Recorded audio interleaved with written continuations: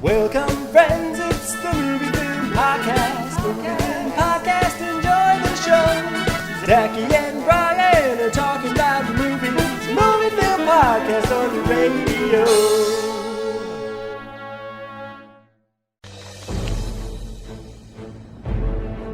There is an ancient legend of a place known as the City of the Dead. They call it the doorway to hell. Are we going into battle? There's something out there. Something underneath that sand. You must not read from the book! You have unleashed a creature that we have feared for more than 3,000 years. We are in serious trouble. On May 7th, Universal Pictures invites you to experience the adventure that will live forever. The Mummy. Welcome to a movie film commentary track. My name is Zachy Hassan. I'm here with Brian Hall. Hey, how's it going, Zachy? You know, Brian, I have to say, we've been doing the show a long time. I've always thought of myself as kind of the Benny to your Rick O'Connell. I'm flattered. I think we both are a little bit Rick O'Connell, if I may. A little slapdash. We can puff out our chests when need be, but we're probably going to slip and fall occasionally here and there. Ruggedly handsome, naturally. Yep, of course. We're here to talk about The Mummy. Yeah. And I was saying to you seconds before we started recording that I have seen this movie before, but I was kind of shocked how little I remembered about it. Were you like, wait a minute, Tom Cruise isn't in this? Yeah. I mean, it was. I've always thought, oh yes, The Mummy. I like that movie. And that's basically all I remember about it. But watching it, I was like, maybe I'm remembering the sequels more. Interesting. Or the Tom Cruise one. Or the Tom Cruise one, yeah. But yeah, I don't know. How about yourself? When was the last time you watched this movie? So it has been a while. But when I put it on in prep for this track, I was surprised how well I remembered it. So almost the polar. I was like, I remember every bit of this. Wow. Okay. So I think that means that I watched it a bunch at the turn of the century, but I don't remember having watched it all that much. So I don't know. Oh, funny. Well, just because I'll forget to say it later, but the first time I watched this was actually when you guys were at the TV station, right? That was all of you guys, right? You, Paul, and Sean? Yeah. No, not Sean.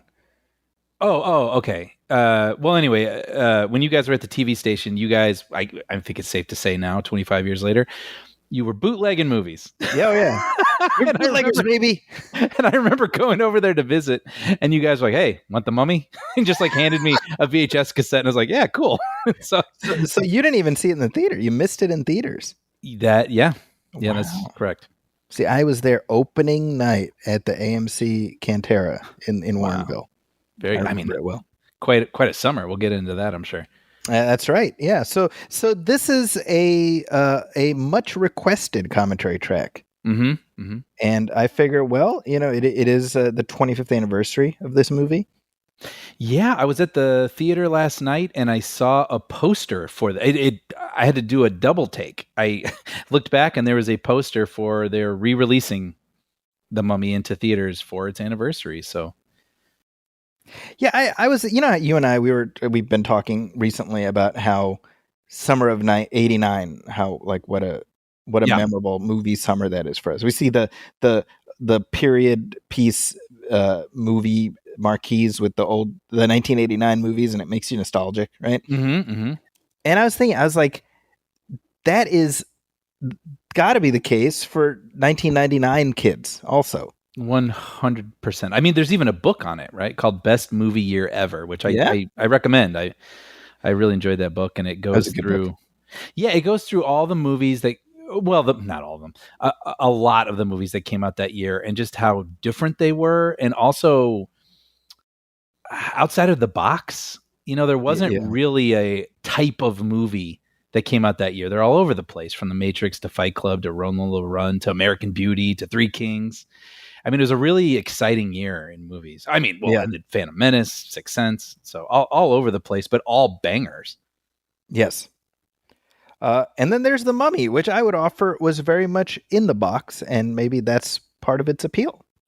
I think so. Yeah. Kind of that old school, throwback sort of thing that Indiana Jones had done maybe 20 years earlier. Yeah, it's funny because watching it, you're reflexively like, oh, this is like an Indiana Jones pastiche. And then you realize, wait, well, Indiana Jones is itself a pastiche. Yes.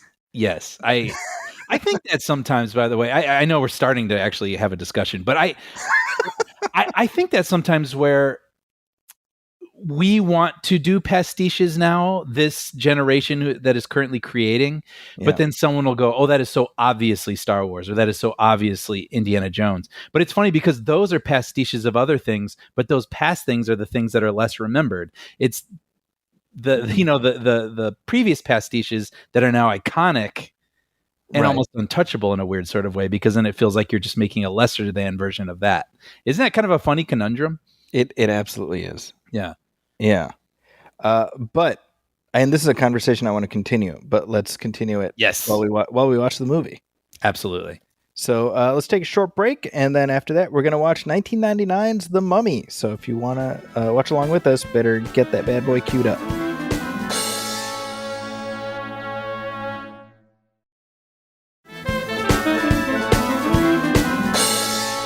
And we're back and ready to go. I'm ready. Brian, what about you? I'm ready to go.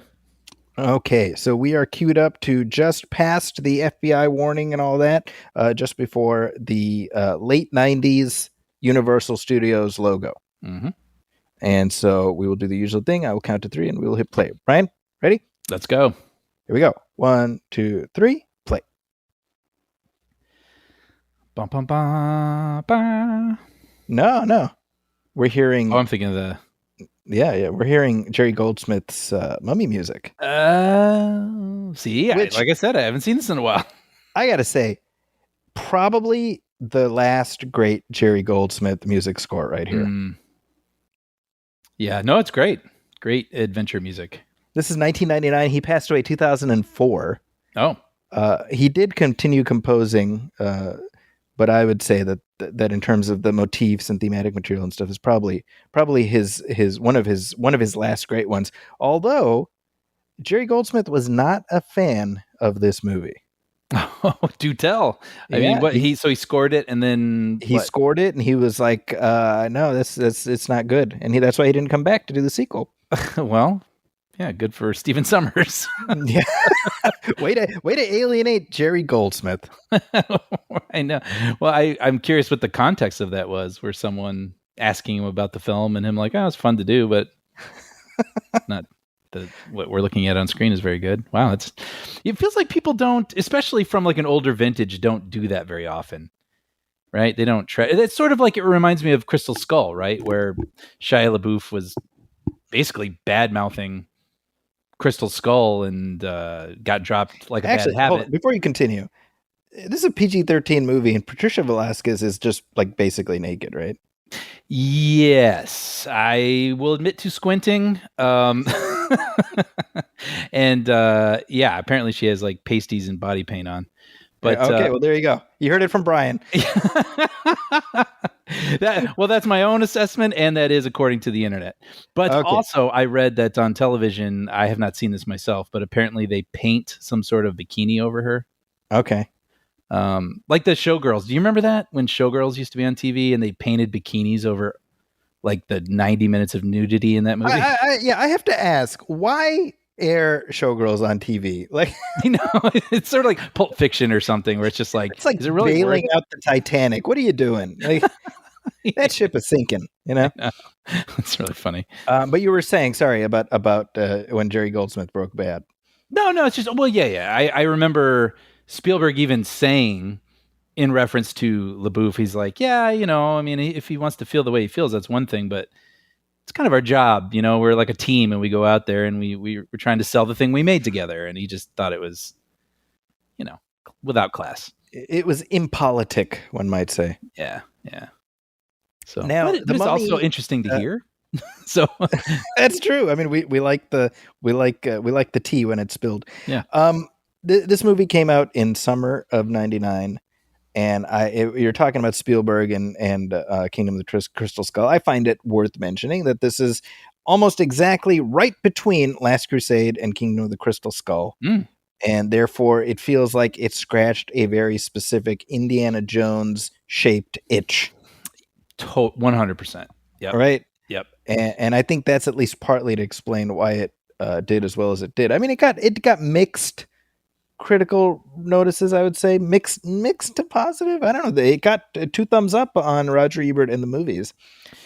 Yeah, I saw 61% on Rotten Tomatoes. And actually, I have the Roger Ebert quote because I kind of liked it. He says, there is hardly a thing I can say in its favor, except that I was cheered by nearly every minute of it. I cannot argue for the script, the direction, the acting, or even the mummy, but I can say that I was not bored, and sometimes I was unreasonably pleased. And I'll tell you, that's what I loved about Roger Ebert. Yes. Was his ability to arrive at just the simple logic of that. Sometimes you can be watching a movie that's just dumb as a bag of hammers. And I'm not saying this is that, by the way, but just, and be like, you know what? I had fun with it.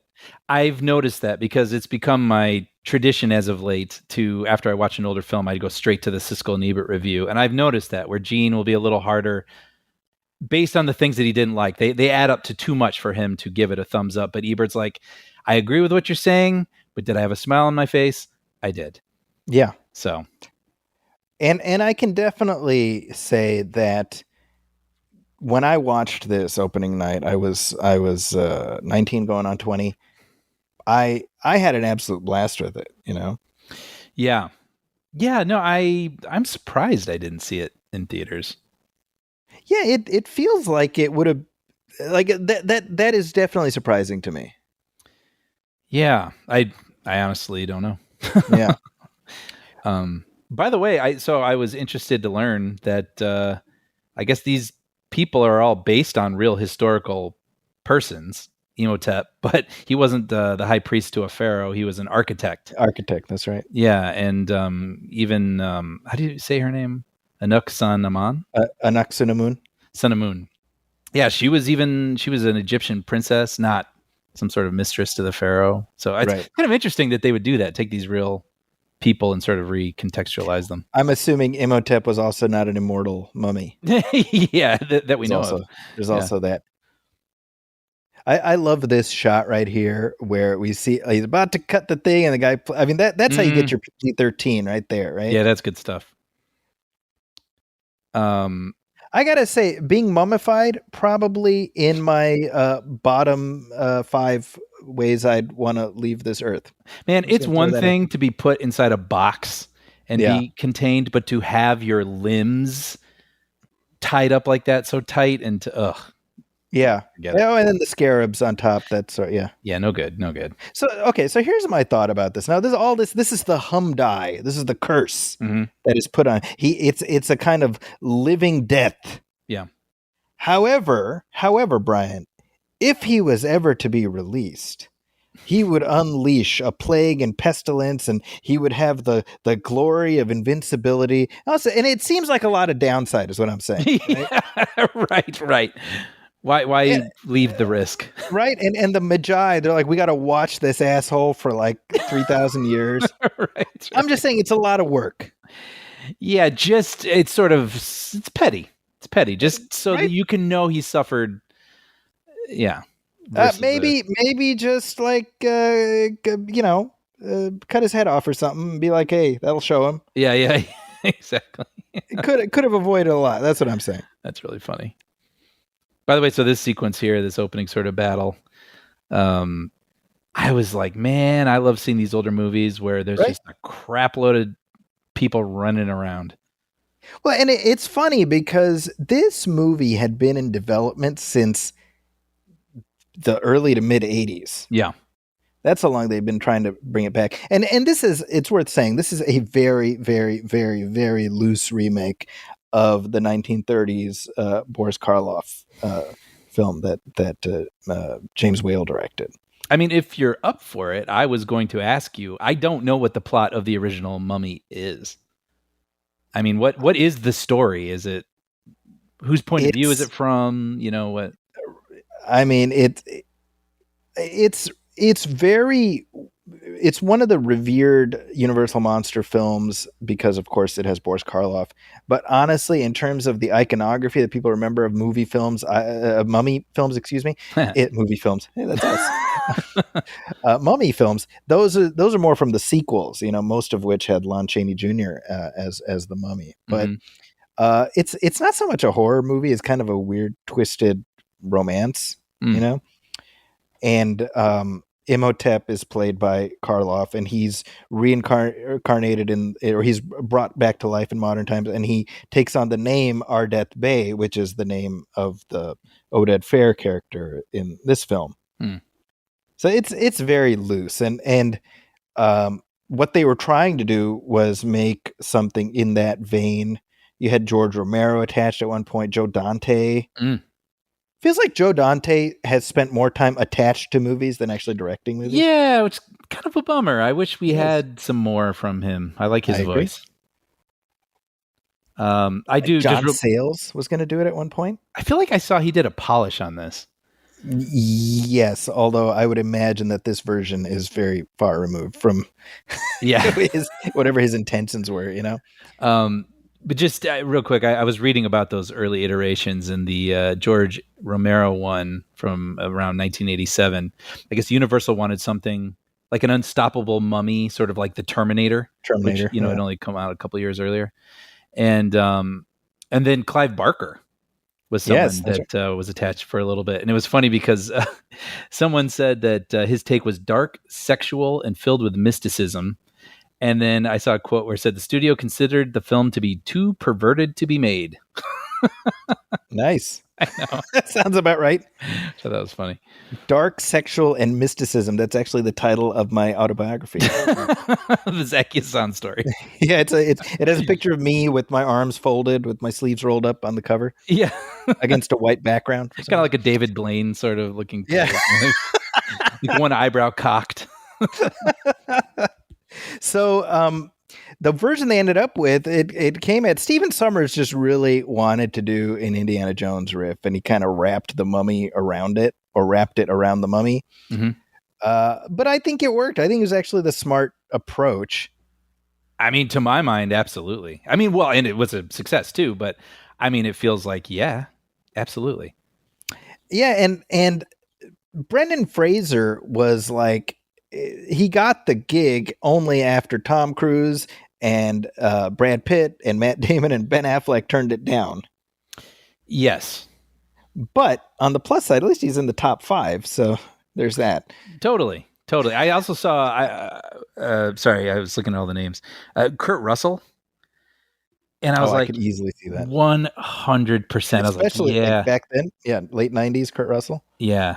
I mean, really, when you think about it, Brendan Fraser is doing a Kurt Russell riff in this movie. Zachy? Yeah. Can I say something a little controversial? Sure. I love Brendan Fraser. Okay. Yeah. Who doesn't? You're a monster, Brian. However, occasionally I found myself feeling like he was impersonating a different type of actor playing this character. Yeah. No, and I absolutely feel that. Yeah. In this film, yeah, for sure. Yeah, and I think the problem is he's supposed to be kind of an Indiana Jones type. He has edges. He's a little dangerous. We're not always sure what he's thinking, right? But I don't know that Brendan Fraser is dangerous. Mm-hmm. And I almost kind of wish they had tailored the character then to be a little bit more Brendan Fraser in sort of a way. I agree with that. So he's not like putting on this, I'm hard edged, trust me. And I'm not saying he should be goofy either, but like maybe he could be. Hey, real quick, Brian, right here, this guy right here. You want to know why I have long hair? Really? It's because of Oded Fair in this movie. Well, dude, you do have a really impressive mane. Well, I appreciate that. Yeah. But I thought he looked so cool that I started growing my hair out, and I've kept it long ever since. And it's because of it's because of Oded Fair as Ardeth Bey. That's a true story. That's amazing. That's what doesn't Patton Oswalt talk about that, where like a character has their moment where they like are a little boy and they like tap a key on a piano and realize that person's going to be Elton John later. Like, so for you and your story, it's going to be you at the theater watching The Mummy in 1999, and like with your short, and you're going to touch your short hair, run your fingers through your short hair. We know what's coming. I mean, seriously, because you may not remember this, but when you and I first met, I had like a buzz cut, bro. I remember, yeah. Back then, no, I had like a Caesar cut because I was like, well, if I cut my hair like George Clooney circa 1999, I will look exactly like George Clooney, which that didn't calculate. So you know what's funny? Actually, back in the 90s when I had more hair in the front of my head, I sort of tailored it after The Rocketeer. I kind of had that like part a little bit to the side, but like the two sort of flops going either way. And like I was absolutely after The Rocketeer. And then it started going away. And I was like, oh no. So what's up with her eyebrows, man? They are so distracting. Oh yeah, no, for sure. They're very. I think Federica, that was the first thing she said when we watched this. Wait, no, real quick. I got to finish my thought about Brendan. Yeah, sorry. All I'll say is I'm not saying that I wanted him to be some sort of goofball, but I think he would have played well being sort of a nicer guy trying to appear harder than he really is. Oh, interesting. And I think that could be interesting, but that's just my take. It's funny because Brendan Fraser was, again, I mean, he was the fifth choice, and I'm not trying to diminish that, but I think he was cast in recognition of his prior success with movies like George of the Jungle, right? And I think George of the Jungle is kind of a great Brendan Fraser character. 100, and in Encino Man, he's great in that too. Very similar, right? Yeah. But I don't think he ever really developed a persona. Like I think Brendan Fraser is a character actor in like a leading man body. Totally. And right, and so there is, and maybe that worked to his disadvantage. You know, I mean, obviously now he's done fine. He's just won an Oscar last year.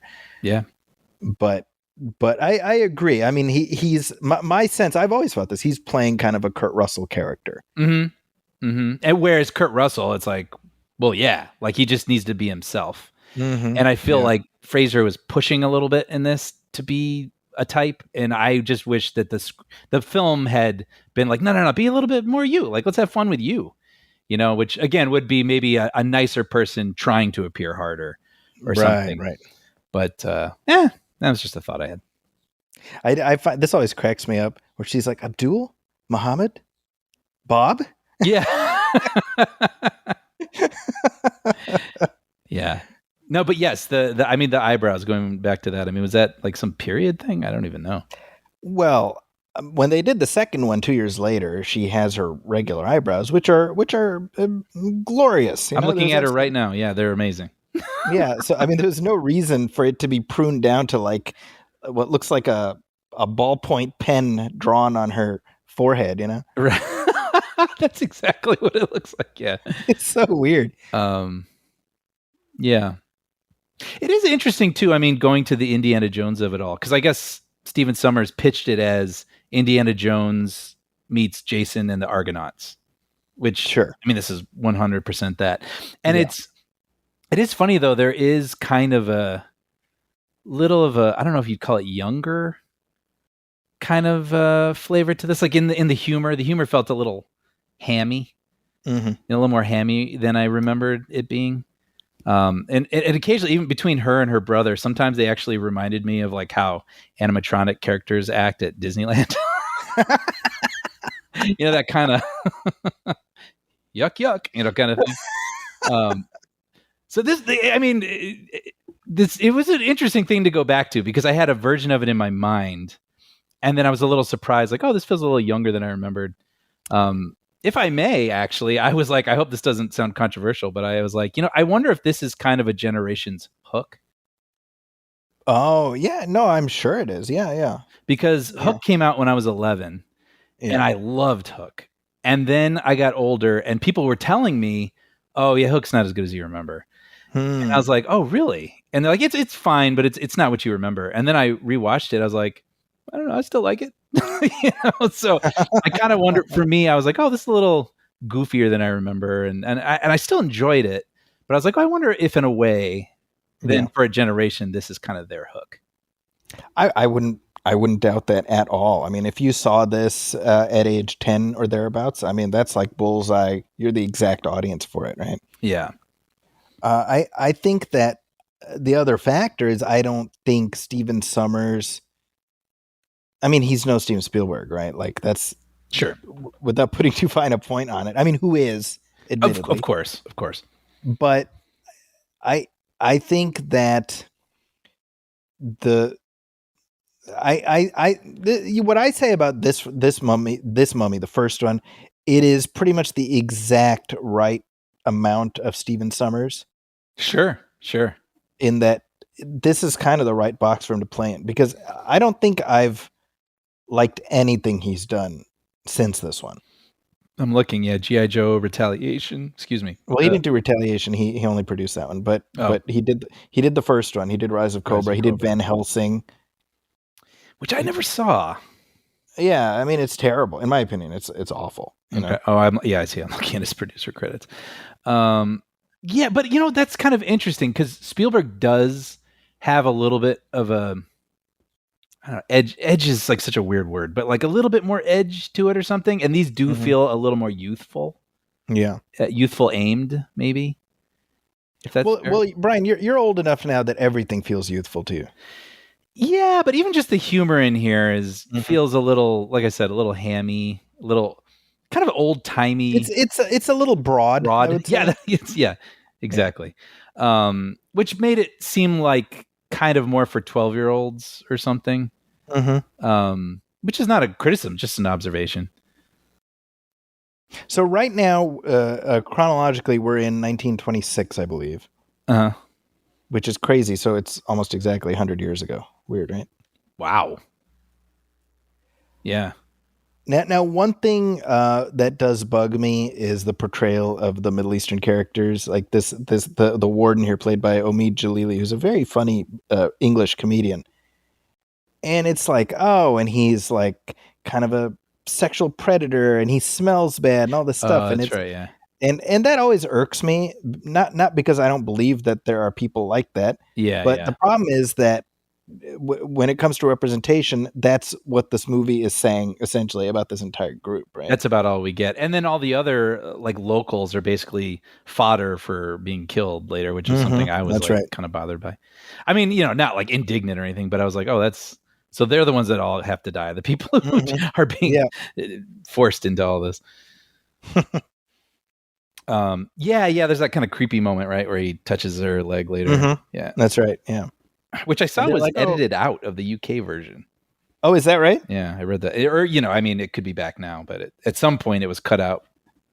Oh, that's kind of interesting. Yeah.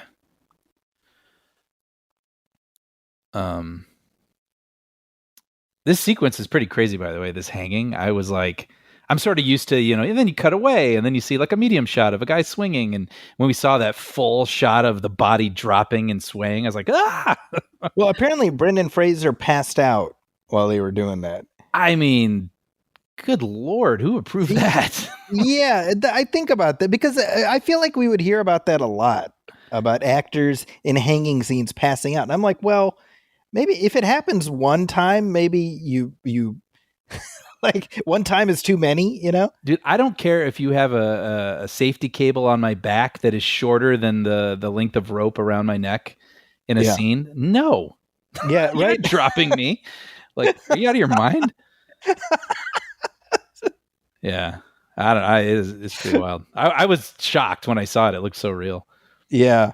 Well, Fraser has talked about this a lot, in sort of in interviews before his recent comeback. I think this is in the context of that television show he did, right? Where the Umbrella Academy?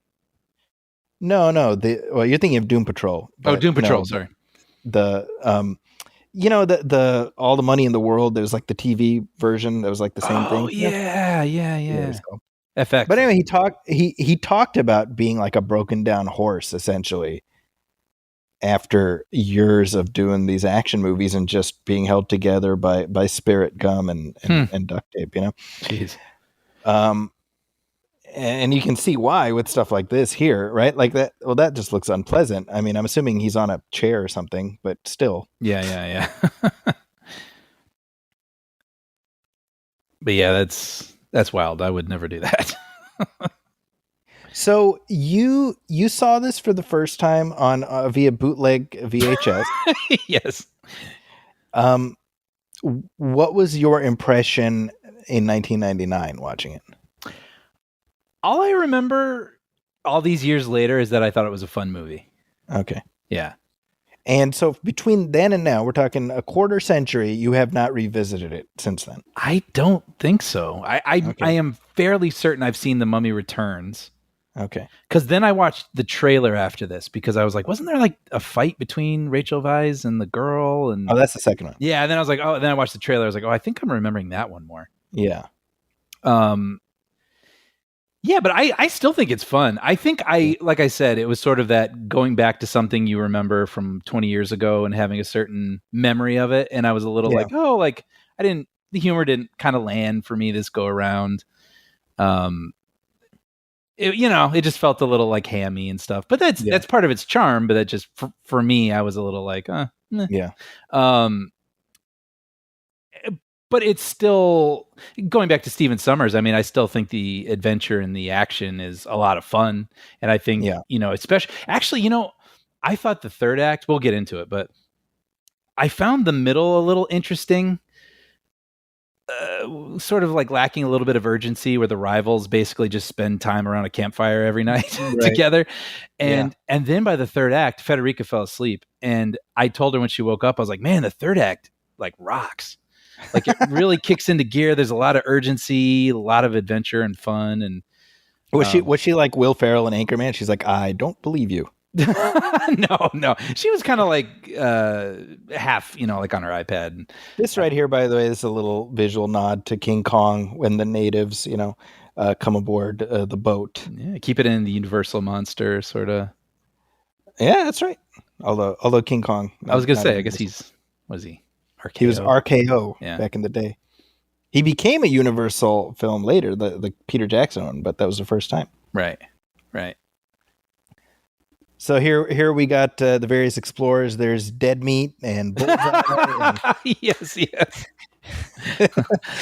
No Luck Jones. There's always the one guy right here. He's like, I will deal the cards once I clean my glasses. I can't see a thing without my glasses. I was like, oh, that asshole gonna die. Right. Before something happens to something he owns. I don't know what, but something. Yeah. This is why I would be the first one taken out in a horror movie, because I'm glasses guy. Yeah, they would have to drop, either you or someone else would step on them, and then you'd be fumbling around with your hands in front of you, and then we would see something rising behind you. What's interesting, you're talking about Fraser sort of finding the characterization, and I think he kind of hit the target in the second one in terms of what lane to play O'Connell in. I don't think the second movie is particularly good, but I think he's good in it. I think the cast is good in it. I just think the movie is just it is to this one what the second Transformers is to the first one, in terms of like Michael Bay being like, okay, well, clearly I have license to do whatever I want.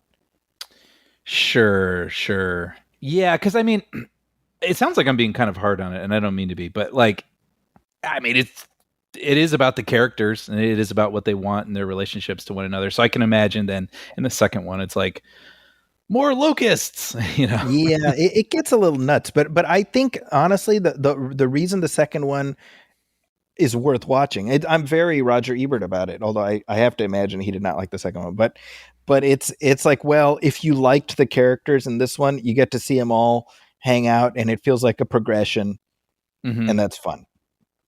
I mean, I felt like I wanted to watch the second one after this, so I think it's worth watching. I think as a movie, this one works better because it's a little bit more narrow in its focus. I mean, it's an adventure movie with horror elements, and I think that's good. Yeah. The second one, you got like little weird pygmy mummies, and you have like the worst CGI creature ever put on film, which is the Scorpion King at the end. I always feel like that's in The Scorpion King, but that's in The Mummy Returns. Yes, because the Scorpion King movie is just about him as the Rock. Man, maybe I don't remember the second one. I've forgotten that the Rock was in it, but I knew he was eventually in this series. He's in the prologue, and then he I was gonna say he shows up again at the end. He doesn't. It's just a CGI thing. Yeah. And it's freaking goddamn horrible. Because that's the thing. The CGI in this movie, it's ropey at points, and you can see the seams. But I think overall, on balance, it's decent. I think it's pretty good. I mean, coming from 1999, I actually Federica and I watched Scooby-Doo from 2002 for the first time for me the other day, and I was a little shocked at how dated a lot of the CGI was in that movie. It has these little, or not little, tall monster creatures, and they look like very good previs. Yes. Yeah, exactly. Right. And so with that in mind, knowing that this movie came 3 years before, it's pretty impressive. Well, I think that limitations can be your friend, and I think at this time they weren't trying to exceed their grasp, Mm-hmm. Mm-hmm. And so it's kind of like, well, we really got to hit it, like the desiccated Imhotep corpse has to really hit, totally, and so they make it work, and then you have the mummy hordes at the end, but they're not too overblown, and you know what I mean. You can see the seams, but it doesn't pull you out of it. No, again, in context, I thought it looked all pretty good.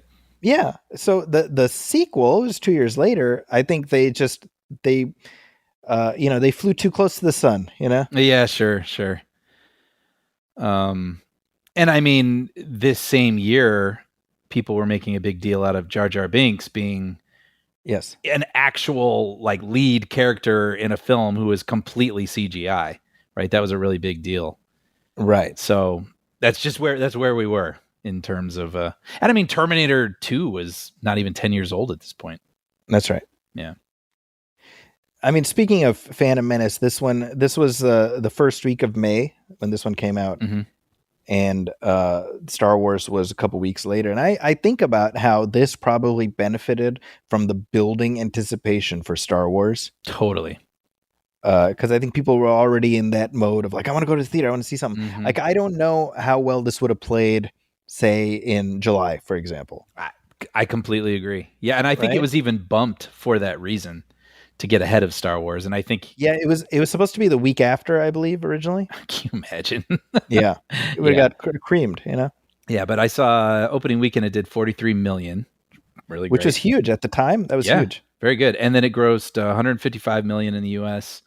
Not half a billion. 416 million worldwide. And then that's great. 25 years ago, that's a big deal. That's a very big deal, yeah. Yeah.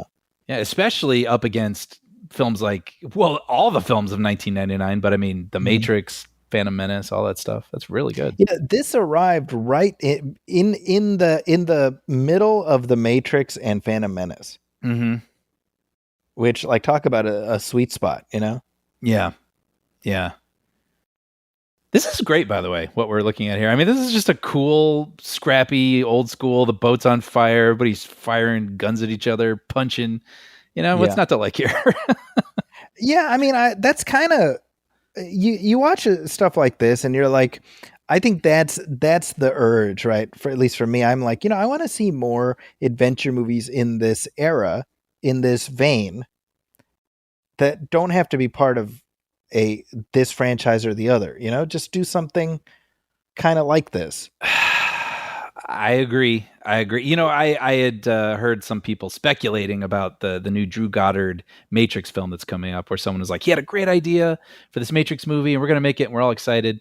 And someone was sort of wondering, I wonder if he just had a good idea and no one's going to give him $200 million to make it, but it could fit into the Matrix universe.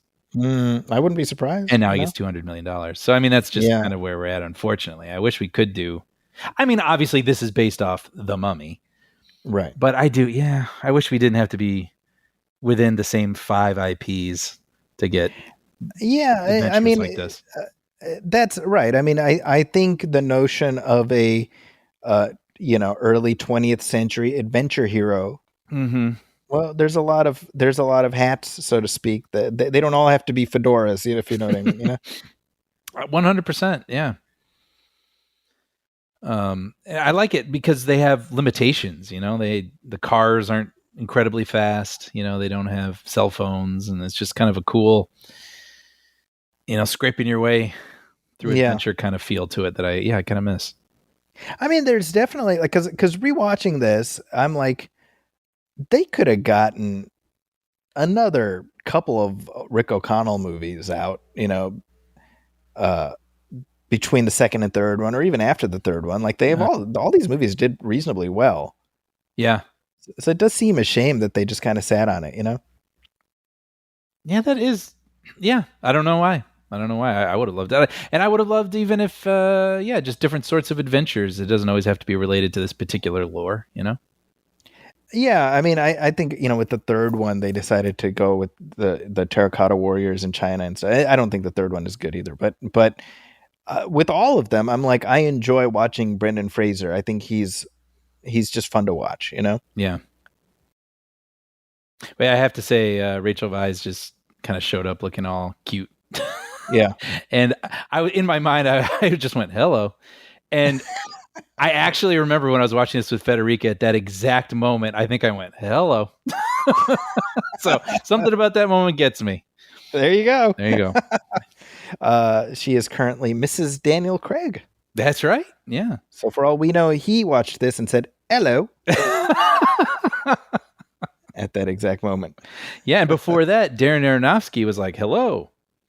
I was working at the production company that made Tree of Life. No, what was that movie with Hugh Jackman? Tree of Life is The Fountain. The Fountain, right? And that was when he was dating her, and it was very sweet. Oh, that's right. I remember because he was gonna do what became the Wolverine. Remember that?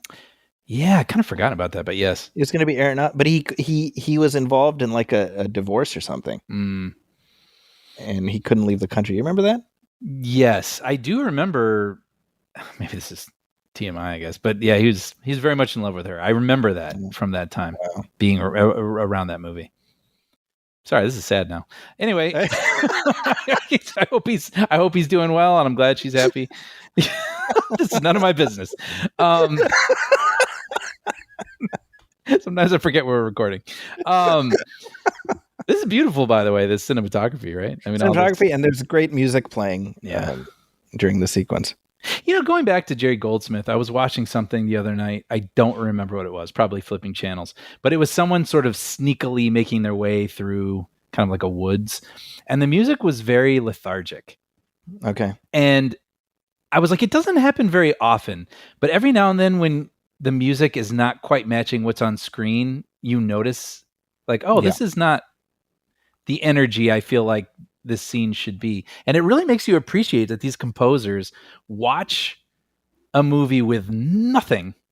Yeah. And they color it in. They make this amazing music that makes us feel what we feel. And it's, I don't know. I just had a re-appreciation for that the other night. Well, and especially when you consider something like this with the added knowledge that Goldsmith's like, God damn, this is a piece of shit. Yeah. And he's just composing his ass off, right? He's like, I know what you want. Here. Choke on this. I mean, seriously, like, because he was, from the mid 90s to the end of his life. I mean, he had a lot of output. Yeah. And there was always a baseline, but being honest, a lot of it sort of blended into itself, And so the stuff that stuck out really stuck out, Yeah. Kind of looks like they're on Mars right now, doesn't it? Yeah. Oh, this is Total Recall. Yeah. I see. So it is fascinating to me that Stephen Sommers he made this, and it's a big hit. He made The Mummy Returns. It's a big hit. I mean, all of his you know, the Mummy, this, Van Helsing, G.I. Joe, they all did reasonably well, and yet he has not done anything since like 2015, 2016. Yeah, it's kind of weird. I mean, he feels like he's like dependable.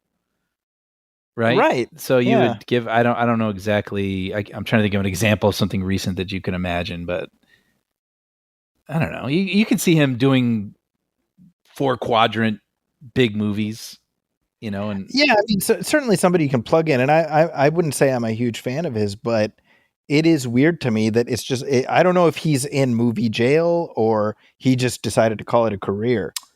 Yeah, he has something in development, writing wise, and directing. I was looking at his producing things to see how recent those were, but I mean, it's all sort of Mummy-esque sequels. Yeah, Scorpion King 4. I don't even know how many of them Scorpion King sequels they've made. I mean, I think at this point there's more of those than than the Mummy stuff, you know? Yeah. But then, you know, sometimes you see that and you think, oh, well, that must mean fill in the blank if they haven't made a movie since 2016 or something. And then every now and then you'll see an interview and it's like, oh yeah, it's because now I have a winery, you know, like they have some sort of life that isn't in the public knowledge. And you're like, oh, well, they're completely happy doing something else that maybe the money from all these jobs funded another passion of theirs or something. Right. Kind of like Cameron Diaz, right? I mean, that's exactly what she's doing. Like she kind of stepped away from acting and now she's in the wine business. It's kind of funny what he's doing with the rope right there. I realize I haven't talked about what's on screen very much. Just kind of, it's fun. Well, here's Jonathan Hyde as the Egyptologist. He's Mr. Ismay in Titanic. Yeah, that's right. He's that sumbitch who sneaks away on the lifeboat. Yeah, that's right. That's right. Wow, I can't believe I didn't put that together. That's right. Yeah. I know it's later, but I love that moment with those mirrors where it's like, instead of like kicking it or something, he just like pulls out his gun, just shoots it into place. You know? I actually like this moment right here when O'Connell gives Evelyn the little packet there, and he's so like almost like a schoolboy, like you know, it's like Nelson the bully trying to impress Lisa, you know? Yeah. Okay, smell you later. It totally is. It totally is. Now, what's funny is John Hannah. I really like John Hannah in this. He's having fun, but he's totally not like, you watch him in this movie. You're like, oh, he must play like goofball characters in England or whatever. And he's like always very serious and very like kind of dark. And I didn't realize that until later. Like he's in what's that Gwyneth Paltrow? Sliding Doors, you know? And oh wow. Is I just saw him in something recently. He's in the first episode of Last of Us. He's in the prologue where it's like the guy on TV, the scientist who's explaining the virus. It's like set in the 70s. Yeah. Which I've seen it, and it's funny. I'm jogging my memory. He's like the scientist. I was like, holy crap. Yeah. Wow, yeah, I'm sort of looking through his stuff now. He was in 4 Weddings and a Funeral. That's probably the only other thing I could think of quickly. Yeah. But yeah, that is funny because he's just sort of I don't know if foppish is the right word, but sort of yeah. Well, he's just the comic relief character. Yeah. Would you ever do this, by the way? Would you ever, like, if there was an opportunity to sort of go inside some sort of, I don't know, like old, there's stuff down there. There could be treasure. Would you ever light up a torch and head down there? Brian, do I wear glasses? Yeah, that's good. Okay. There's your answer. Enough said. I mean, I wouldn't, because obviously I don't know what's down there. But there's just something so enticing about that to me. And I went on a trip with Federica's family to Italy, and her mom was like, yeah, I want to go under these churches and go, there's tours to go look at the crypts. And everybody was like, no. And I was like, yeah, because it was sort of that idea, but like kind of controlled, and it was awesome. We went down through these underground tunnels, and I just, really felt like Indiana Jones down there. But yeah, I would obviously never, who knows what sort of bugs and supernatural crap is down there, in real life. I've seen enough movies, Zachy. That's good. I'm not knocking any lids over or opening. Putting stuff in your pocket. Exactly. Yeah. See, the problem is we always think of ourselves as the Indiana Jones, but realistically, we're like those other guys. Oh, 100%. I'm the Americans in this movie who are going to have my soul sucked out of me. Yeah, well, I'm the warden.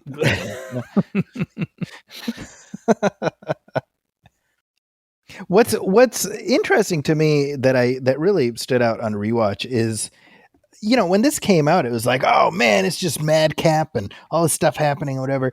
And really, it's like we're quite a ways in, 45 minutes in, and nothing has really happened yet. It's all set up. Mm-hmm. And the mummy himself is not revived until an hour plus into the movie. Right.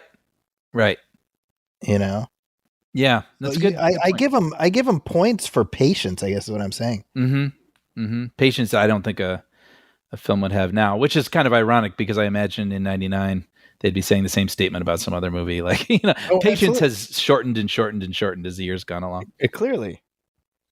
Now, what's interesting to me is that, of course, roughly 20 years or a little under 20 years after this, they attempted to start the franchise again with the Dark Universe. Remember the Dark Universe, Brian?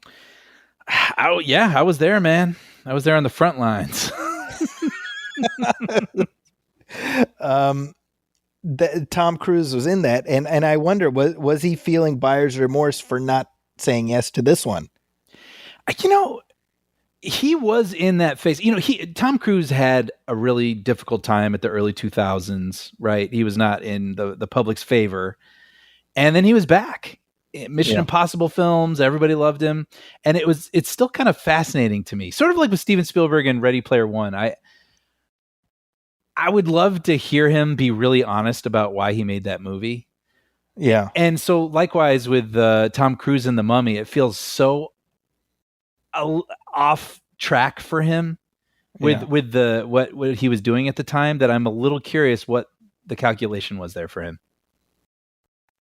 Yeah, I think you and I both kind of went into that with the sense of like, well, it doesn't look great, but if Tom Cruise is in it, there's got to be something here, right? I think we both had that sense, and that I have no desire to ever revisit that movie again, so I don't want to like do an autopsy on it. No. But my recollection is that he's playing kind of a modern day Rick O'Connell type character. I do remember that. And it felt right? Actually based on or related to what I said earlier, I remember it not feeling quite like the outfit fit on him either. Yeah, he was doing a riff on Brendan Fraser doing a riff on Kurt Russell. So. Right. Yeah, it felt a little like, oh, interesting. He's usually Tom Cruise is playing Tom Cruise. Mm-hmm. But it felt like he was playing someone else, which we don't see a lot, and I wasn't quite sure it was all the way there. But I don't even remember what the plot is to that. Like, I mean, I don't know. Well, there is a mummy. We know that. Yes. This is so... Anything where something gets under the skin and starts crawling around is really nightmare fuel for me. That's a hard pass from me. Yeah. Yep. Yeah. See, I gotta say, maybe don't go into the, places man was not meant to go. Mm-hmm. You know what? You're right. If things are sealed up with rocks, maybe I don't need to enter. It's for a reason. Yeah. Now, actually, while we're talking about the Tom Cruise mummy, worth mentioning that the Book of the Dead that we see in this film is in that film as well. Is it really? Yeah, so you can posit that it exists in the same universe as these movies? Okay. I mean, is it some sort of Easter egg, or is it during that Russell Crowe scene where there's like an It is. archive You of got it. stuff? Wow. Okay. Look at that. Yeah, that was Got it there. on your first try.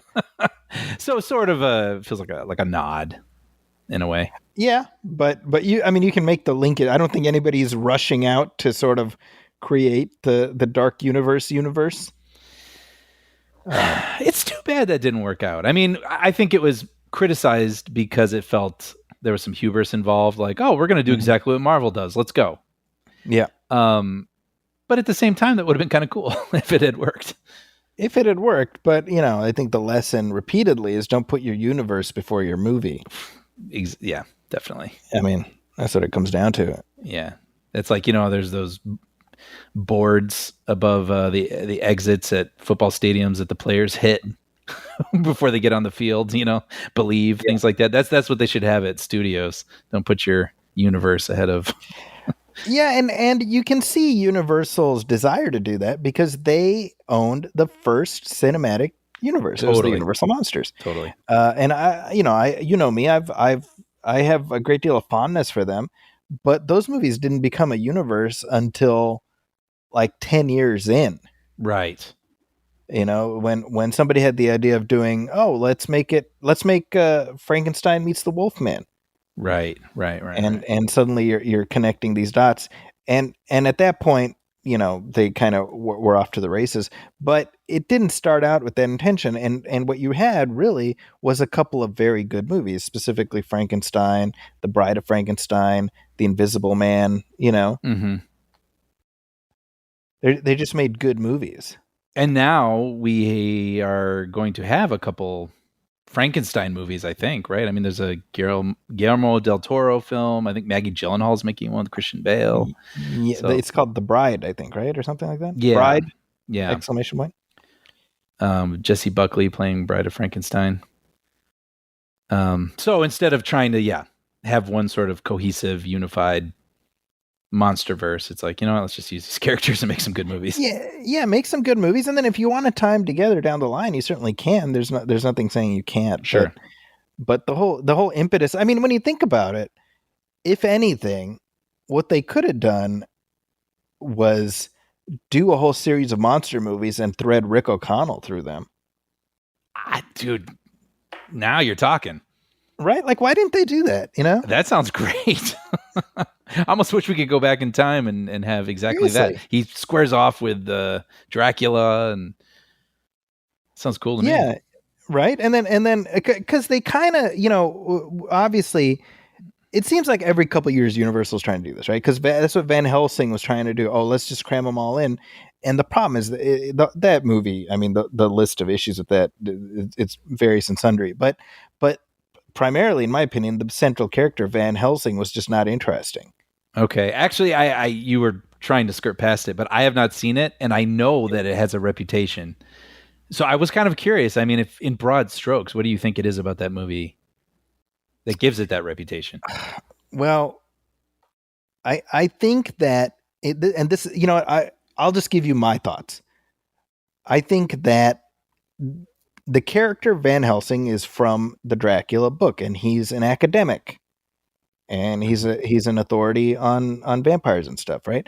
And so when I first heard it was announced, Hugh Jackman is going to play Van Helsing, I was sort of picturing, a bookish academic type, and who's sort of thrust into this adventure, and I'm like, that's more interesting to me than what they came up with for no reason. It's like, oh, he's like the Vatican's assassin, and he has all these gadgets and things, and he goes and hunts monsters. I'm like, why do you need to do that? The text is already there. It tells you who the character is. Mm-hmm. And you tell me, but the idea of like Hugh Jackman in like a suit and glasses, and he finds himself caught up in these adventures, that would be more interesting to me. He's like an everyday guy, dude, almost out of his depth, but with knowledge. Exactly. So imagine Indy, but from the classroom sequences. Actually, I think that is exactly what I was picturing based on your description. Him in the suit, right, with the glasses. Yeah, I've got a bad feeling about this. Exactly. So to me, that would be interesting. And then if you want to bring the monsters back, make them look like the the versions that people know. Oh, so what do they look like? Do they look like sort of that early 2000s? Yeah, exactly. They're all like CGI'd up, and the Frankenstein monster is like all got these weird like lights and stuff, and the Wolfman was puzzling to me because it's like the guy who becomes the werewolf, he like rips off his skin and the werewolf is underneath. And then that and I was like, so does that just happen all the time? Like yeah. like if it happens enough time, is it like a Russian nesting doll? There's just nothing inside, you know? That just feels like I can picture some executive like throwing down his Maxim magazine in 2002 and like, you know, doing a snort of coke and be like, no, growing hair isn't cool enough. Like, what if it rips off his face? Exactly. It's like, we can do that now. We've got computers. And it's just so much. It's so much of everything. And it's Stephen Sommers in excess, you know? Yeah. And I think the opportunity was there. Again, I firmly believe that you do like the Hugh Jackman is like a younger version of the Van Helsing from the Dracula book. Mm-hmm. And he's like this monsterologist. He knows all this stuff and he finds himself caught up in these adventures. It's another indie pastiche, but it's slightly different.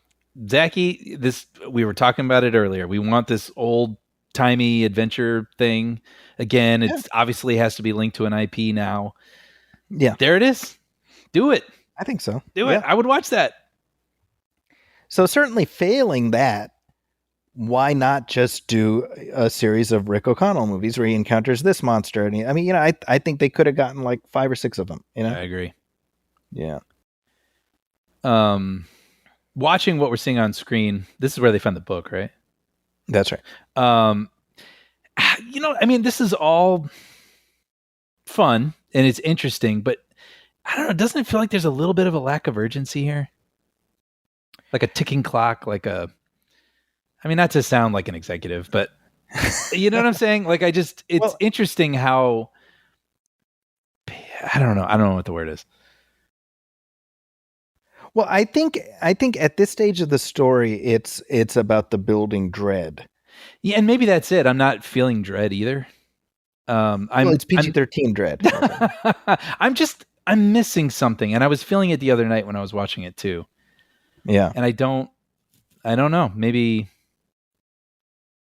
I do like when like the creepy wind blows a couple times through this movie, sort of like reminiscent of Raiders, right? Where it's like God basically like, all right, man, maybe back off. You know, I like that. That's good. That's good dread. But I don't know. There's a little zip missing or something. And I'm not saying I need it to be hyperkinetic and ADD or anything, but I found the middle missing a little zip. And then maybe that's why I got so excited with I love what he says here. What did he say? Like it's juicy or something? Is he supposed to look like that? What does he say? Yeah. Yeah. He's still juicy. Juicy. That's funny. But yeah, I think that's why I got so excited by the end where I was like, here we go. It was like something had been coiled up and really made tight. And then all of a sudden it got to unleash and be really exciting for 30 straight minutes. Yeah. I think, at least for me, it really kicks into gear when he's almost fully back to his human form. Mm-hmm. When she gets kidnapped, kind of. I would say even before that, like when they're in the room and O'Connell's like shooting at him and he's like a muscle bound mummy kind of thing. Yeah, that's pretty cool. Yeah, I guess when it starts coming after I guess it's this, right? When he is brought back and then he starts hunting them. I mean, it is funny to me that she opens up that it's like it's locked with the key and you're just like, man, like maybe don't read it. I know. At least wait till you get home. Like, you know, like that's really funny. You know, when you think about it, I think it's interesting how the notion of a mummy as a monster even came into being. Like when did that happen? That's true. We take it for granted. I've just known it my whole life, but that's a really, where does that come from? Right. It's a corpse of a person But this idea of like, oh, it's going to come back to life and come after you. Like, I would assume it's tied in with, what people thought of as like the curse of Tutankhamun's tomb. And, but that, like it was Universal that crystallized this idea of like the mummy as a monster. Yeah. Yeah. And it's, I mean, obviously stuck with us ever since, you think of the wrappings and the two arms held straight out, slowly creeping towards you. Mm-hmm.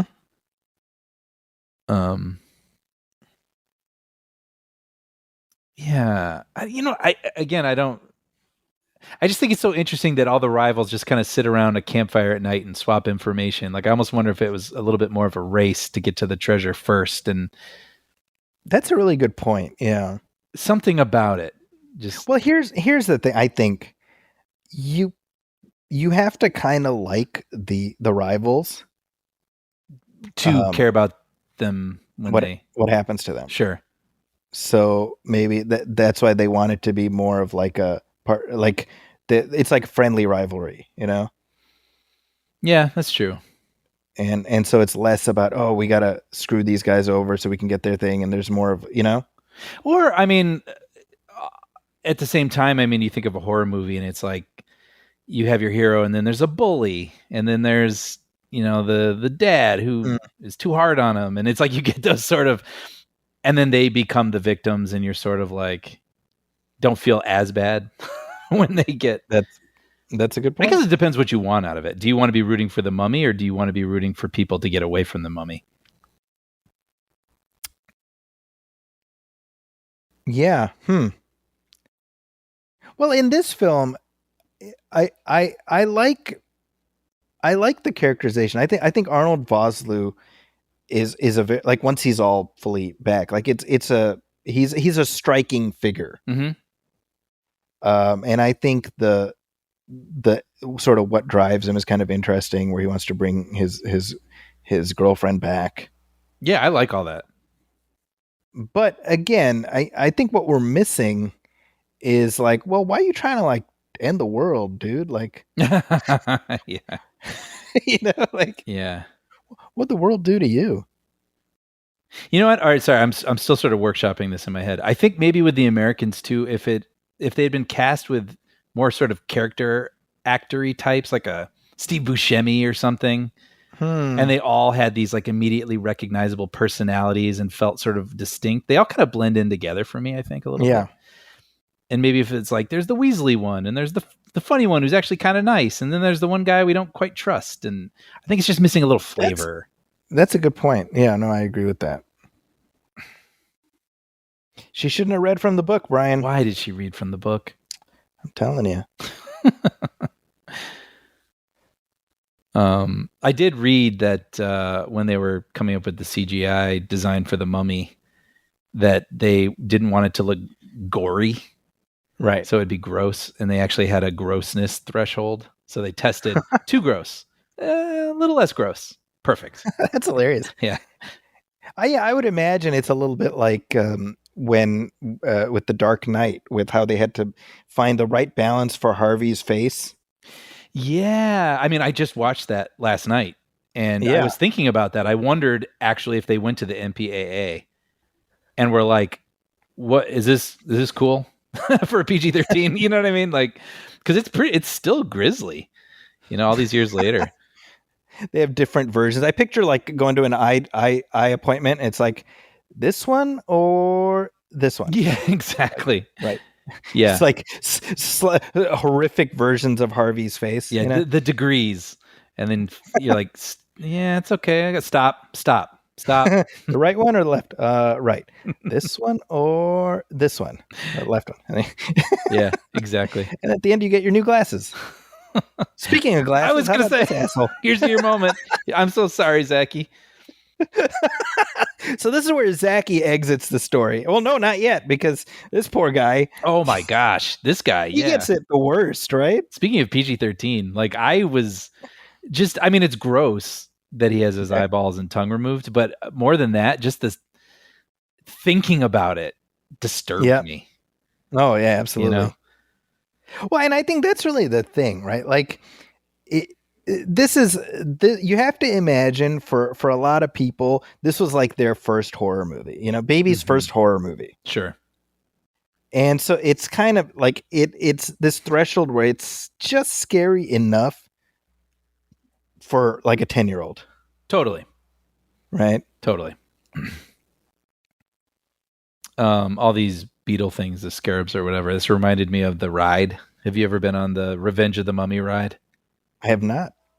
Yeah, I've said on the show before, but my friend and I, we bought the season passes.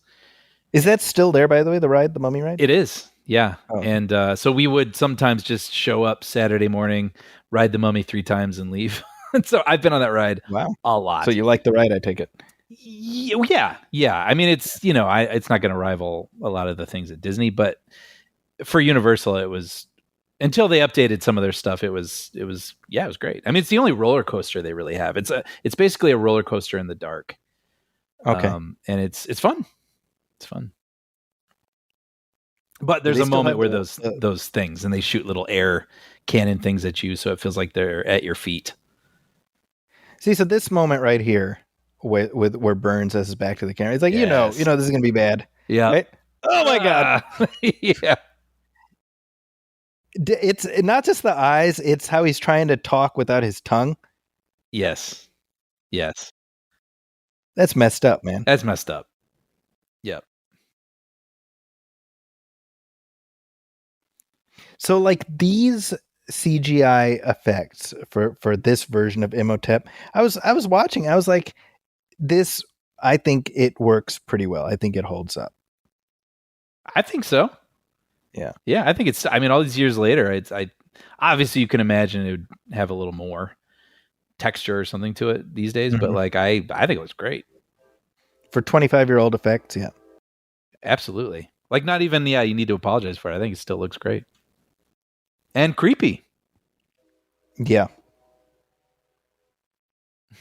I wonder if the gross threshold was like less juice. Oh man, this is awful. This reminds me of the ants in Crystal Skull. I always found that horrifying. The Russian guy and the ants. Yeah, he got what was coming to him. That's true. But just a nightmare scenario, just being completely covered and consumed by critters. So I think part of the reason he is all juicy like that is because when he was in the crypt, all them scarabs that were on top of him, and they were like eating him. Yes. And then he would eat them. Yes. And this went on for thousands of years, and that's why he is the way he is. Yeah, I was reading that I guess they originally were going to get more into that, or the book got into that or something, but gross. Yep. Hey, man. It's like, looks this character on screen, it's like I'm talking to you on Zoom. It's such a badass. I'll tell you, man. I mean, seriously, like, Oded Fair, he's not Arab, he's Israeli, but he's playing an Arab character. And I've said to you before, like, just being able to see characters like this on screen, it always meant so much to me. But I distinctly remember in this film and in the sequel, he's just such a badass, you know? Mm-hmm. He's just such a cool character. I thought I had read they intended to kill him off, but then they kept him, and that's right. Move. Yeah, it seems once you know that, it's very obvious that him at the end, it's a reshoot. Mm. It's cool. This is like trailer dialogue right here. Yes, yeah. He'll never sleep. He'll never stop. He's a lean, mean mummy. Bad machine, you know. So this sequence here is where Kevin J. O'Connor goes from like an annoyance to actively just, can this mother effer get killed, please? I know. I found him very amusing at first, and I was like, what is Fraser keep picking on him? But then, yeah, he becomes clearly I did not remember the movie very well. But yeah, it's kind of creepy though. I mean, there's a creepy sort of thing where you're being stared down by the monster, but then it wants you to work for it. Like, I don't know, there's just something very scary about that to me. Well, I'd never do it, Brian. I want you to know that.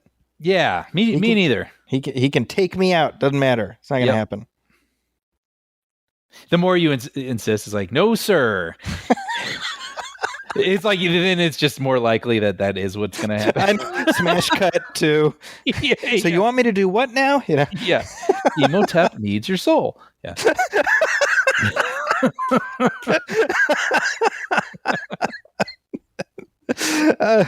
So like a year before this movie, Stephen Sommers directed a movie called Deep Rising. Okay. Which I actually like. I think it's a good kind of, low budget. It's kind of like an Aliens riff, I know that title. I'm looking it up. Yeah, it stars Treat Williams and Famke Janssen. Okay. And it's like low risk, low rewards. I mean, it's not the Magnificent Ambersons, but it's a good movie, Okay. Yeah, I don't know. And Huck and Finn, I remember that too. That was with Jonathan Taylor Thomas, right? Tom and Huck, you mean? There's The Adventures of Huck Finn. Yeah, I think that's the one he did. He directed. That's the one that's with Elijah Wood. And then then Tom and Huck. Tom and Huck, I think he produced it. Got it. Because then I see he did The Jungle Book after that, which I do kind of remember. The Jungle Book I liked. Yeah. I mean, it has nothing to do with like the Disney Jungle Book, even though it is a Disney movie. Oh, is it more closer to the book? No, more further away from the book. Oh. It's Jason Scott Lee is like a grown-up Mowgli. Okay. And kind of like another like Indiana Jones-esque type thing. Oh, weird. But it's quite good. Yeah, Sam Neill is in that. Dude, Lena Headey, Carrie Elways, John Yeah. Cleese. I mean, it's. I mean, I haven't seen it in a while, but I thought it was pretty decent. Okay. Huh. Maybe I'll check that out when I'm in my whole wanting to see things from the 90s I missed. Yeah. Right. Nights. Jason Scott Lee, right? There's another guy who like I feel like he should have had more of a career. Yeah, definitely.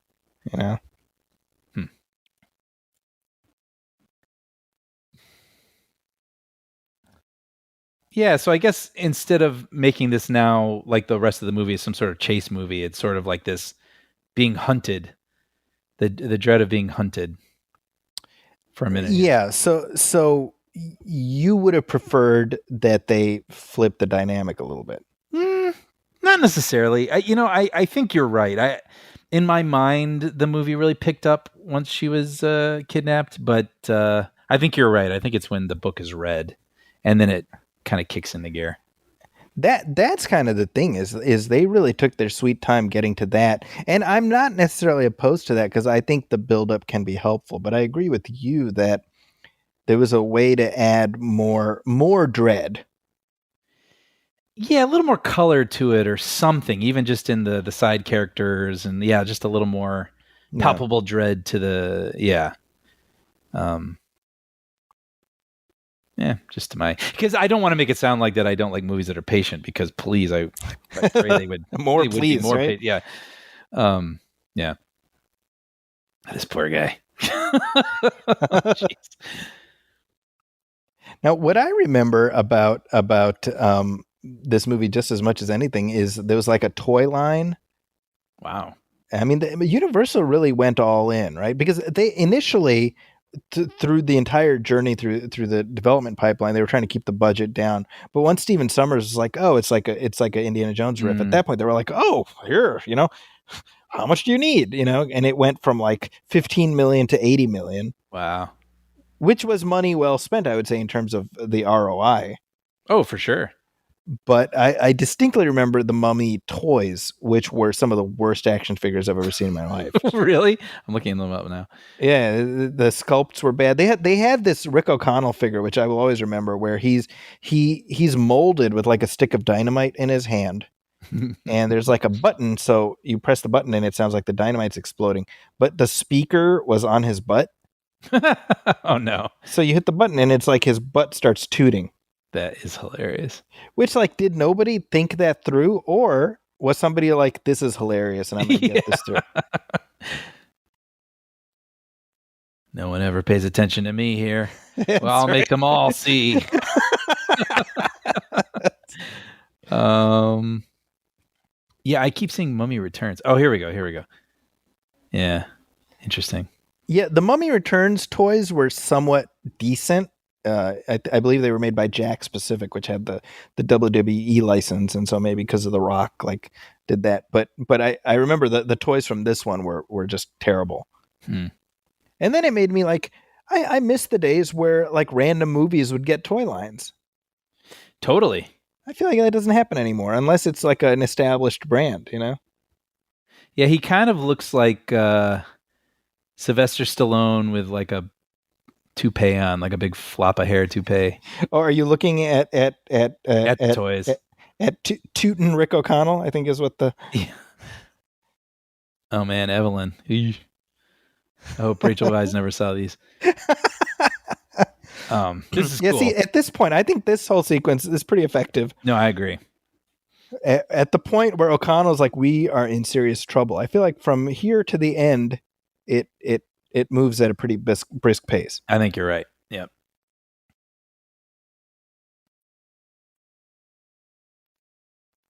So Arnold Vosloo had worked with the producer, Jim Jacks, on a movie called Hard Target, which is that's the John Woo Van Damme movie. Yeah, one of the better Van Damme movies, I would say. I remember that one. Yeah, but I knew him from, of course, Die Darkman Die, the third Darkman movie. What? And also the second Darkman movie. He was Peyton Westlake in the Darkman sequels. I've never seen the Darkman sequels. Yeah, we've talked about this. Yeah.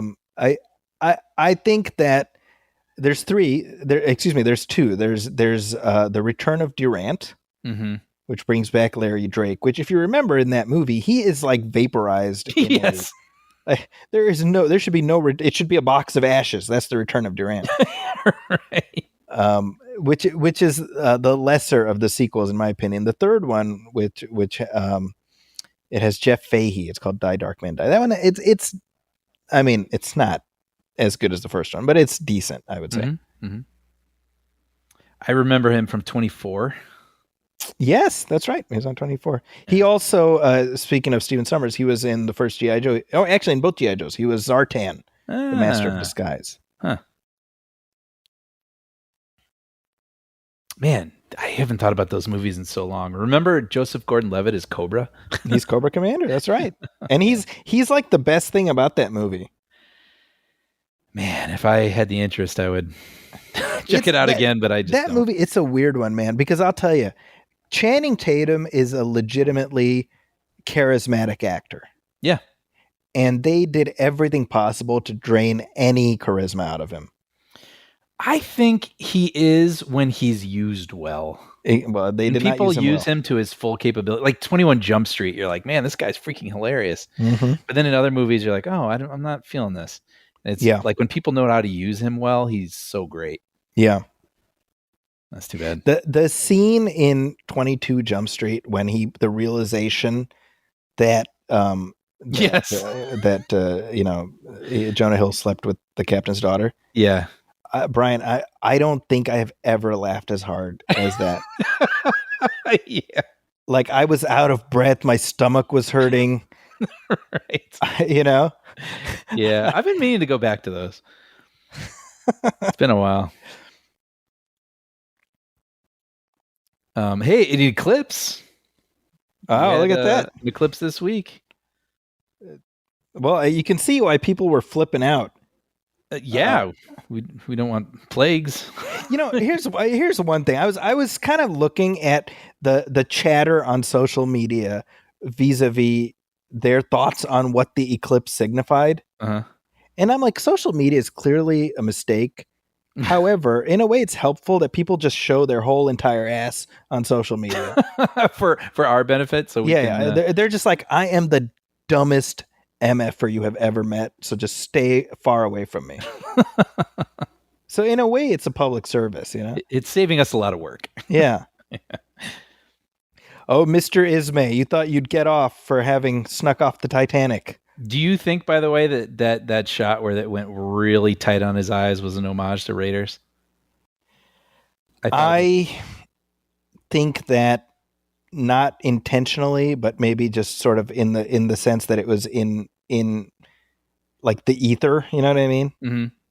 I mean, not like he was trying to rip it off or anything. No, maybe but I don't think, in my opinion, I don't even think Stephen Sommers was like consciously emulating it. I think it was just like, oh, something like that. Like he just knew of it, you know? But it definitely reminds me of that. Yeah. Yeah. That's one of my favorite shots. The basket scene, right? Yeah. Yeah. I was, I don't know how to. That was weird. I don't know why I just did that. You're running out of things to talk about. No. I was trying to explain. I had a thought and I wasn't sure how to articulate it. But there's this funny thing in movies. This is going to make no sense. I don't even know why I'm bringing this up. But there's this thing in movies where people are sort of tussling in rooms and it's all about like bumping them into things and like crap is falling over. Yeah. Like he's doing right now. And well, I have to say though, this here is pretty funny where he keeps threatening him with the fan. I like it. Yeah. No, That's I think hilarious. the fan is a great idea, and him lifting him up makes him look almost superheroic. Yeah. That he can just lift this guy up into the fan. This, by the way, real quick, don't you love this here? Like, it's a stuntman goes through the roof, and then you've got Kevin J. O'Connor right in front of the camera, gets up. But it's like a totally seamless thing. It's just a great, like, in-camera effect, you know? Yeah, Texas Switch. That's what that's called. Anyway, you were saying, sorry. No. I don't know, when just crap is falling off of cabinets and there's something so palpable about it. And I just, I don't know. I just always kind of respond to that. But I also think about the, when they have to reset. That's true. And someone's like, geez. So they have to pick up the globe and the files and everything that just got knocked over. So this right here. So Imhotep is now spewing locusts from his mouth. Mm-hmm. Now, this was foretold. Exactly. So this is one of the risks of, hey, we're going to do this thing for him, but if he's released, oh shit, you better watch out. Yeah. Well, it seems like a high price to pay for saying, hey, this is what you get, you know? These are kind of like the biblical plagues too, which is, I was like, right? Is that what they're trying to do? Yes, right? Because, yeah, but it's biblical from the time of Moses, right? Yeah. So Egypt or something. So he's familiar with the work, and so he's just like, I saw this in a movie once. I may as well do a river of blood. I may as well do locusts. It was in the ether when he was last around. Well, okay, so let's think about this. Well, he was BC. Oh no! Of course, Old Testament's BC. I'm an idiot. And this is a commentary, and I can't cut that out.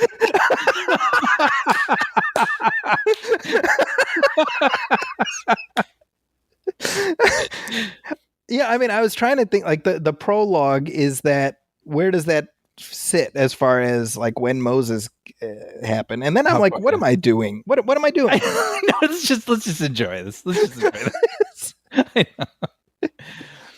is kind of cool, sort of like, sort of T-1000-ish in this world, where he's mostly man now, but we get to see sort of this supernatural effect on portions of him. I like that. And he likes to chew on your occasional scarab. Ugh. Satisfy the munchies. Yeah. I love this too, the sand pouring through the keyhole. That's very inventive and cool and creepy. Yes. So the idea that a woman in the modern day is thought to be a descendant or excuse me, a reincarnation of Anck-su-namun. In the original, it's Anck-su-namun. In this, it's Anck-su-namun. That's something that is in both versions. Both versions? Both meaning in the Boris Karloff one and this one. Oh, okay. But what's weird is that then in the second film, somebody else is the reincarnation of Anck-su-namun. Mm. But actually, Evelyn is the reincarnation of someone else. And I'm like, there's a lot of weirdly coincidental reincarnation happening. That's really funny. This is cool. I like this. I like, yeah. him getting sort of scared off by the cat, and then he turns into sand and piles out the window. That's cool. Well, stuff. the idea that as he reconstitutes, he becomes more and more powerful. I mean, it's increasing the difficulty level more and more. Yeah. You know what I wish, now that we know that cats are so effective against him, I kind of wish at the end of the movie we had that moment, like at the end of Die Hard, and we realize he has a cat taped to his back. He's like, look, I just want to talk. And then the camera swivels around his shoulder and we see a cat upside down.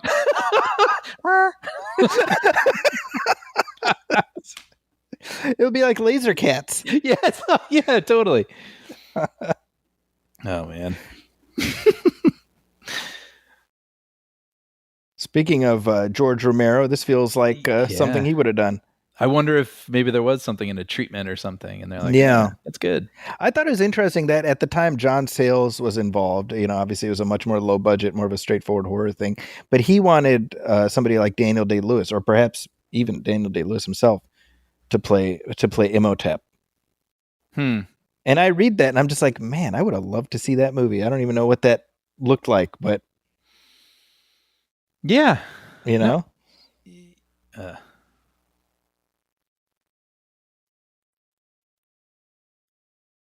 Sorry, no, I'm looking at all this stuff.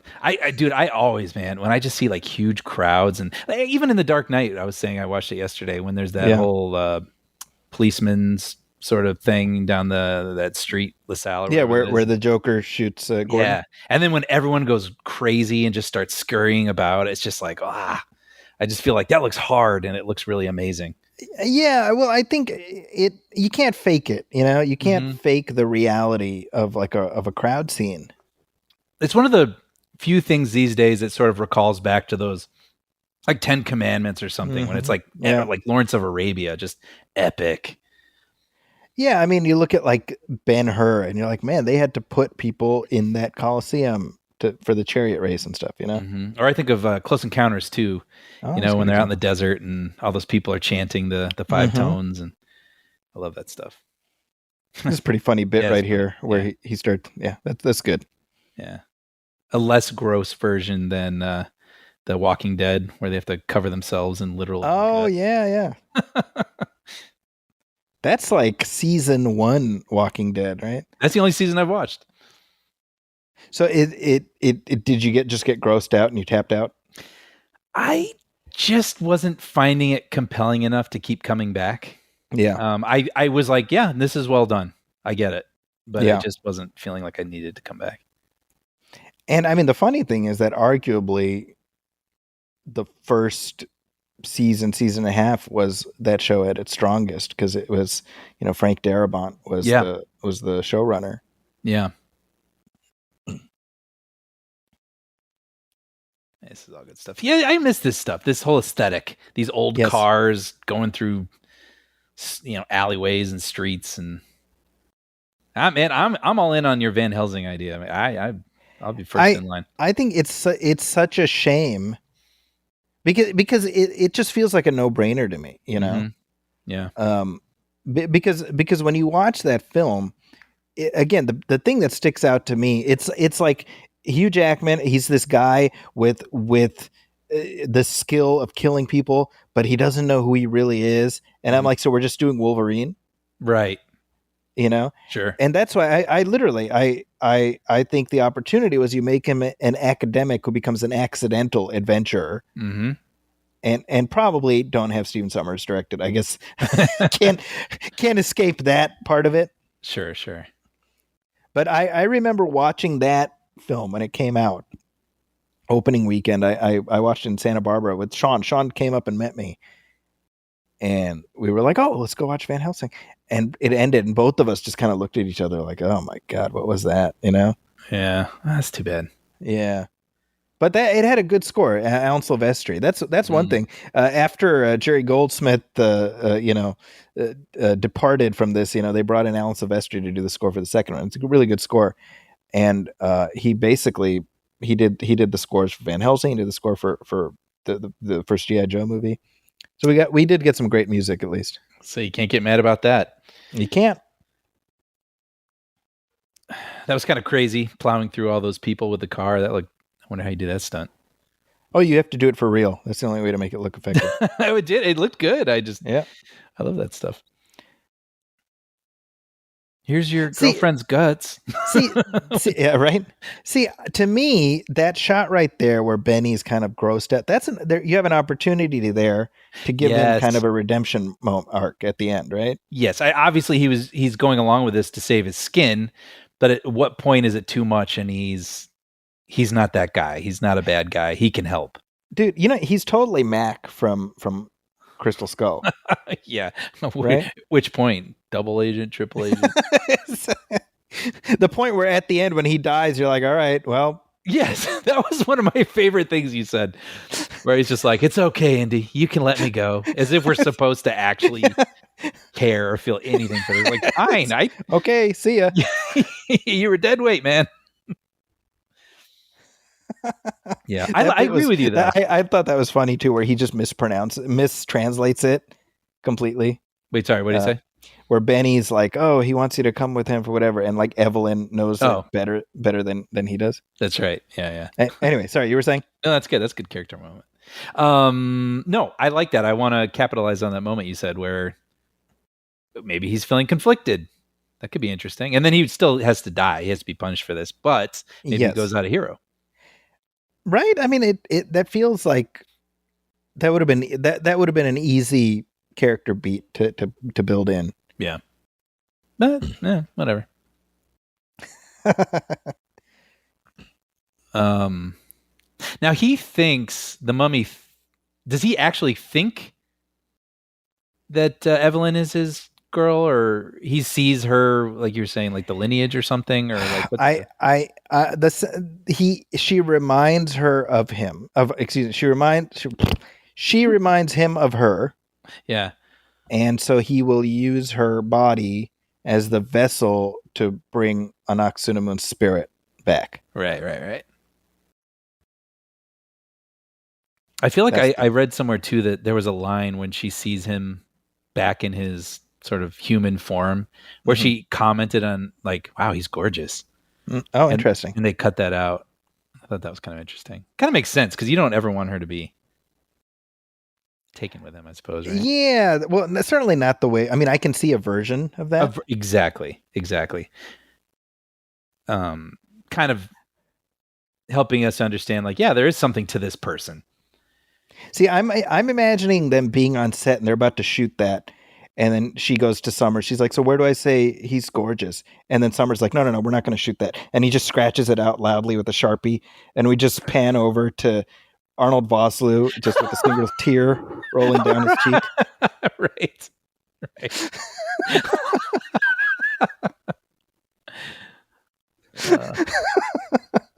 Oh man, this reminded me of weirdly of John Wick. It was like all the weird out there places he meets all these generals and no, totally, yeah. Just kind of made me laugh because it makes more sense in this film. This kind of old pal of his who's a pilot. Havelock. Man, that's a crazy stunt, by the way. Those guys hanging on the wing there. Oh, it's bananas. Yeah. Dude, forget it. It is interesting to me that this is set in the 20s as opposed to the 30s. And so that does kind of gives the indie movies kind of a wide berth, you know? Mm-hmm. Yeah. But it definitely makes me feel like, there was like a 7-year gap between the second and third ones. And oh, really? That's baffling to me because I'm like, you could have got a couple more in, or at least one more in there, you know? I mean, you've got to give them credit for this take and the execution of this take, because I was reading that when they were gearing up for the marketing, they were talking to like sample groups and none of them liked the title, The Mummy. Yeah, right. It made them think of an old stodgy horror film. Right. And so marketing is like, all right, well, we're going to twist that. We're going to redefine it. We're going to sell it. That's the job. Yep. And so they took out a Super Bowl ad that cost, over $1 million. And ever since that moment, that's when tracking turned around. And I remember seeing that ad and being like, wow, holy shit, I'm looking forward to that. Yeah. I mean, just obviously, I'm sure the Indiana Jones fan in me is a big part of that, but just seeing all this adventure in the sand, yeah, it's a brilliant take. See, a couple years before, because this is 98, 99, so 96 was The Phantom, which I enjoy. Yeah, and I had not seen until we did a commentary for it, and then I went on to enjoy it too. You're totally right about that one. Well, and yeah, I definitely think it's that indie loving sweet spot where it's just like, give me like an old timey adventure movie, with elements of fantasy. I'm in, Yeah, and it doesn't even, going back to what I'm gonna just keep saying, I think is your brilliant Van Helsing take, is it doesn't have to all look like Indiana Jones. That might be the mistake, because then it won't live up to it. That's right. Right, or your character won't live up to Indiana Jones if he's kind of resembling Indiana Jones. So, but that time period is ripe. Well, and actually, I think to that point, I think that's the reason the O'Connell character was relatively popular, because he's very superficially an Indy-esque character, but he's really not like Indy at all. Which is smart. Right? Yeah, exactly. Right. Like Indy is an academic who finds himself in these situations. This guy is just a straight ahead, soldier of fortune type character. So maybe he's less complex than Indy, but he's different enough where it's not, like, I'll give you an example. Like after Temple of Doom, Golan and Globus, they did these King Solomon's Mines movies. With Richard Chamberlain. And you watch it's like King Solomon's Mines and oh geez, I don't know. It's the guy. What's the character's name? It's the character that I know Connery. Exactly what you're talking about. This is gonna I'm like you talking about Jeff Daniels last week. Yes, which I was happy to see someone comment on that. They're saying like, I was screaming Jeff Daniels at you, but you didn't hear me, Brian. I think I forgot to respond to that, but that made me almost like tear up laughing. It's Alan Quartermain. Yeah.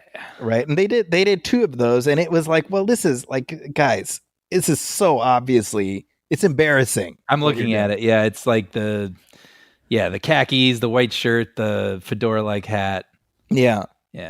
And the trick is do something kind of around that time, and come up with, create an interesting character, and people will show up. I think about this all the time. Like when I about a year or so ago, I interviewed, I guess 2 years now, I interviewed Lawrence Kasdan, who of course wrote Raiders of the Lost Ark, right? And I asked him, I was like, can you see somebody else ever taking on that role? And he's like, I wouldn't envy whoever had to do that. And he said, and he's like, I'd rather see somebody just do something new. 100%. Which, like, duh, Yeah. I mean, I think that's what makes, Harrison Ford's characters so iconic, is that they're kind of Harrison Ford.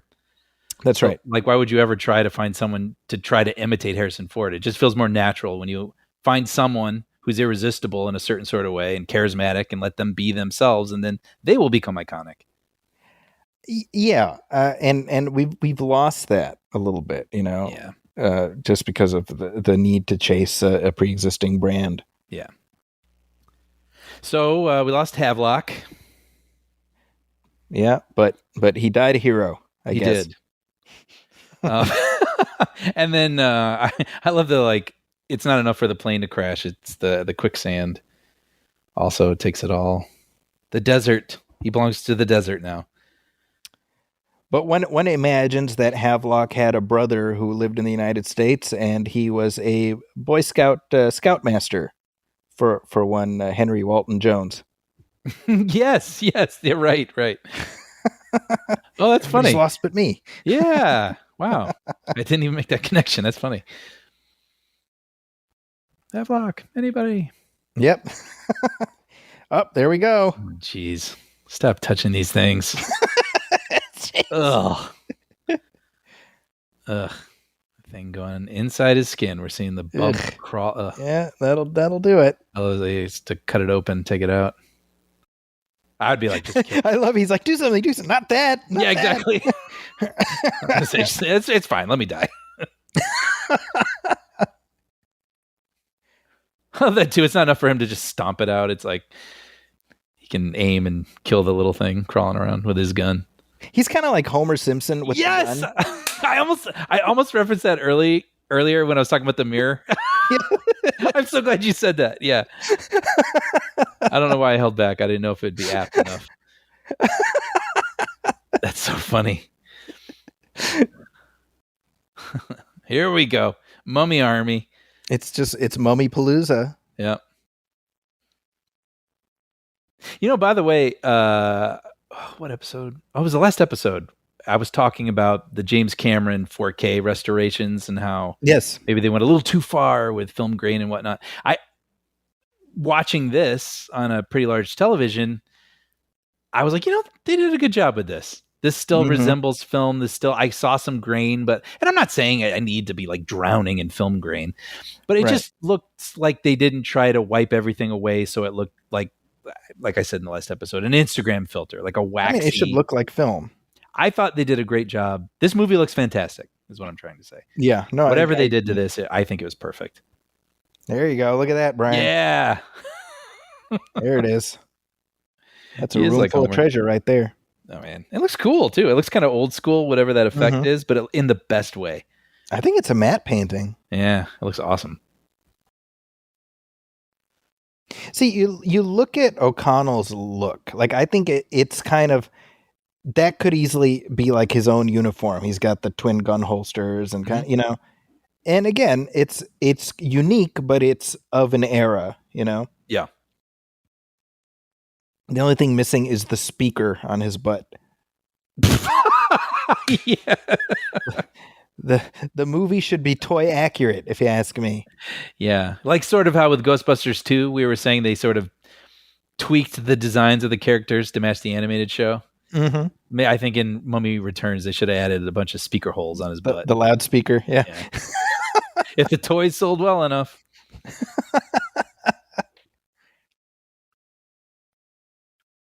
It's funny because that summer of '99, we also had a Wild Wild West, which I've never seen. Which I know that. I know that about you, Brian. I've been meaning to talk to you about that. Yeah. I mean, obviously, its reputation precedes itself, but I don't have it in my brain. I don't know it. Yeah, I mean, I've seen it one time, and that was more than enough. But that was tipped to be one of the summer's big hits, right? Yeah. And definitely, you watch the trailer, or whatever, and you're kind of like, why? Like, why would you think that? Like, why would you think that was going to be a hit? The studio people, I mean. I mean, just Will Smith, I guess, at that point. I suppose. I remember watching The Matrix opening night, so that was April of '99, and they had the Wild Wild West trailer in front of it, and people were like, "All right." Okay. I mean, it was like awkward silence. Yeah, that's funny.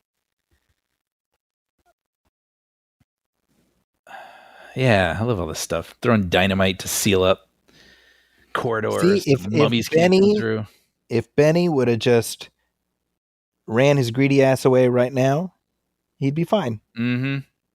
It's the greed what done it, Brian. It's the greed. There's a lesson in there somewhere. Take more stuff the first time. I think that's the lesson. I was going to say, I don't see it, but I'm sure it's there somewhere. Yeah. Yeah. Oh boy. You never want to be on a ritualistic sacrifice slab. Not anymore, I'll tell you. Not anymore. Yeah. This is good though. See, this is what I'm talking about. Like, this is all like, okay, we know what's going to happen. We have a limited amount of time. It's a ticking clock. Ticking clock. Yeah, I was trying to avoid saying it, but yes, it's a ticking clock. Good stuff. Yeah, I'm feeling it right now. I'm sort of shifting in my chair. I feel like this movie is totally fun, but I feel like the third act of this like totally rips. Yeah, no, I agree. But when you think about it, it's what we always talk about, right? Like, are there stakes? Yes. Are they pronounced? Yes. But they're manageable. Like, we get it. Mm-hmm. Oh It's yeah. not it's not end of the world. There's no sky beams involved. It's just we got this thing going on in here, and we gotta do this thing to this thing to do this. It's It was not to talk about another film, but watching The Dark Knight last night, I was like, wow, I never really thought about it, but the third act of this movie is oh, by the way, so right here, this would be where Ardeth Bay exits the movie. Yeah, he sacrifices himself, and then they were like, well, he's such a badass. Like, nah, yeah, there's more we can do with this guy. Yeah, exactly. Sorry, you were saying? No, I was just saying Dark Knight, like I never thought about it or processed it, but the third act action climax, whatever you want to call it, of that movie is like human drama, with the boats. It's kind of amazing. Yeah, that's something that when you and I, when we did our commentary track, I think we were both like really just in awe of that. That the thing of it is that when you have stakes that are like, oh, the world is going to end if we don't do this, it's like, yeah, but we know the world's not going to end. Mm-hmm. But hey, this boat might blow up. Well, that's like, that could happen within the framework of that story. Mm-hmm. That's what gives it tension. Mm-hmm. And then going back to this, which again is much different, obviously supernatural, whatever, but it's like, don't let her soul go into the other person's thing. We got to stop it in time. I mean, it's small, relatively speaking, but it's really palpable, and we care about her, and it's great. So this I don't understand, where it's so Anck-su-namun's soul has to go back into her body, which is the mummified body, mm-hmm. and then he's supposed to kill Evelyn, and then transfer Anck-su-namun's soul into the dead body. I guess so. There's not a rotted vessel. I guess, but it seems like a lot of steps here. I'm not telling Imhotep how to do his job. It does feel like an extra step. Yeah, it feels inefficient. If he can come back, his body is now restored. It feels like you could restore the mummy version of her, right? I think so, but it feels like this. By the way, real quick, if you watch the behind the scenes footage, it's absolutely hilarious because this is just Brendan Fraser doing all this to nothing. Oh, really? It looks great. It's so funny because it's just, I mean, there's no people in blue suits or anything. It's just him. There's no one there. That is so it's him just jumping around and doing this, that, and the other thing. All of this, and then they added it all later. I love this. I think this looks amazing. So that's funny. Mummies.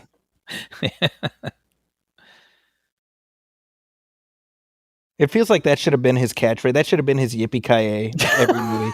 Yeah, and even So sorry, I didn't mean. We're probably gonna say the same thing. Mummies, just every time.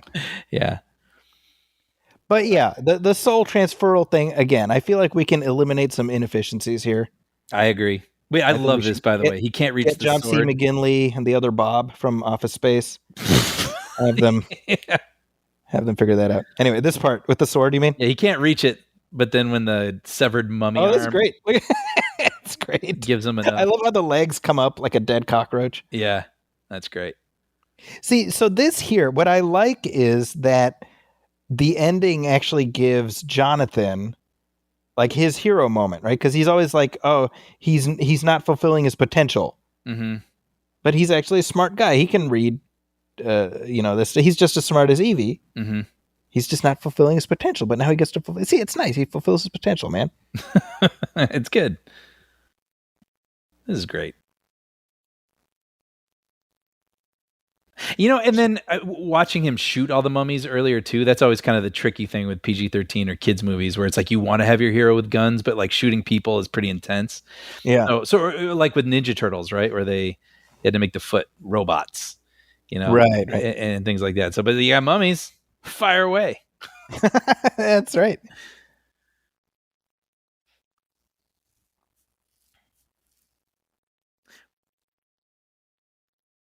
So this is a very Indiana Jones moment, right? Yeah. Yeah. Know your limits. Yeah. It's okay to run. I love that too, by the way. Just isn't that like India or James Bond who runs across like a creek or something and steps on alligators. Yep. To get across. That's It reminds me of that. That's in Live and Let Die, aka the most racist James Bond movie ever made. That's right. I was like, oh, yep, I have seen that one. Yep. I watched that about a year ago at your house with my kids. I remember that. And Mika was like, the hell is this? And we'd already watched, a lot of it. It wasn't like his first James Bond movie. We were going through the series, and he's like, oh, man, that was pretty bad. Yeah. I guess that's good. Yeah, right. That's one of those, okay, you're doing. I think I'm doing okay moments, Yeah. Good job, my lad. So this summer, Brendan Fraser, in addition to being in The Mummy, he was also in Dudley Do Right. Wow, I forgot about that. Yeah, most people have forgotten about that. Yeah, that's right. Okay. Which also starred Alfred Molina and Sarah Jessica Parker. Holy cow! It sounds like you're making this up as you go along. Interesting. Yeah, they were doing a lot of that back in the day. In fact, that same summer was the Inspector Gadget movie with Matthew Broderick. I do remember that because I'm a big gadget head, so really? I showed up for that, but didn't love it. Yeah, that just felt like miscasting to me. Yeah. Yes, that was part of the problem. By the way, I something I was in researching this, I found out. Did you know that there's a family-friendly version of this movie that was officially released? So it just doesn't have mummies in it? Like what? I don't know. I'm very, very curious, but it was put out on DVD and it had a blue border around the cover. And I Googled it just to make sure I wasn't crazy that I reading that somewhere. And you can even get it on Amazon.com. It says The Mummy family friendly version. So I'm very curious what would be. Yeah, I'm wondering, what does that even look like? I have no idea. I'm picturing like Mad TV back in the day. They had a sketch where it was like, you remember PAX TV? That's not even around anymore. I do. Yeah. Where it was like family programming. Yeah. So it was like The Sopranos on PAX TV. Yeah, right. I'm picturing something like that. Well, what we're looking at now, I don't know how you do that. Yeah, with his arm cut off. Yeah. I don't know. I'm actually very curious. We talked about that before, where I was kind of enamored with the idea of Saturday Night Fever coming out. Huge hit, rated R. Yeah. And then they put out a new version of it that was PG in theaters. I think because the soundtrack was selling so well. And yeah, interesting. I wonder. That is. I mean, this is just inherently kind of scary, so I don't know what. Right. I mean, I don't know. That type of stuff is weird to me. Like, it's just going against whatever intentionality informed the movie's production. Yeah. I just don't feel like it's that big of a leap. Right. To get there, you know what I'm saying? From like an R to like if somehow you get like kids into like an R-rated film, but through toys or something. So then you come up with a PG version. But this, I don't know how much. I'm definitely fascinated by that. Yeah. I love this, by the way. This is cool. How Imhotep loses his soul. Yeah. You got like ghost chariot, horse chariot coming through, dragging him away. That's cool. I think the original idea was that O'Connell would find a paper that just said Imhotep's soul on it. And Imhotep's like, is that real? Just tears it up and then. Yeah. Or the movie ends with Imhotep in the afterlife. It's him and his soul rowing a boat together. Yeah. Oh, that's one of my favorite episodes. That's really one of the all-timers, yeah. Yeah. So they did the sequel. They actually brought it out in rapid succession. I mean, 2 years later, it was out. Oh wow, 2 years.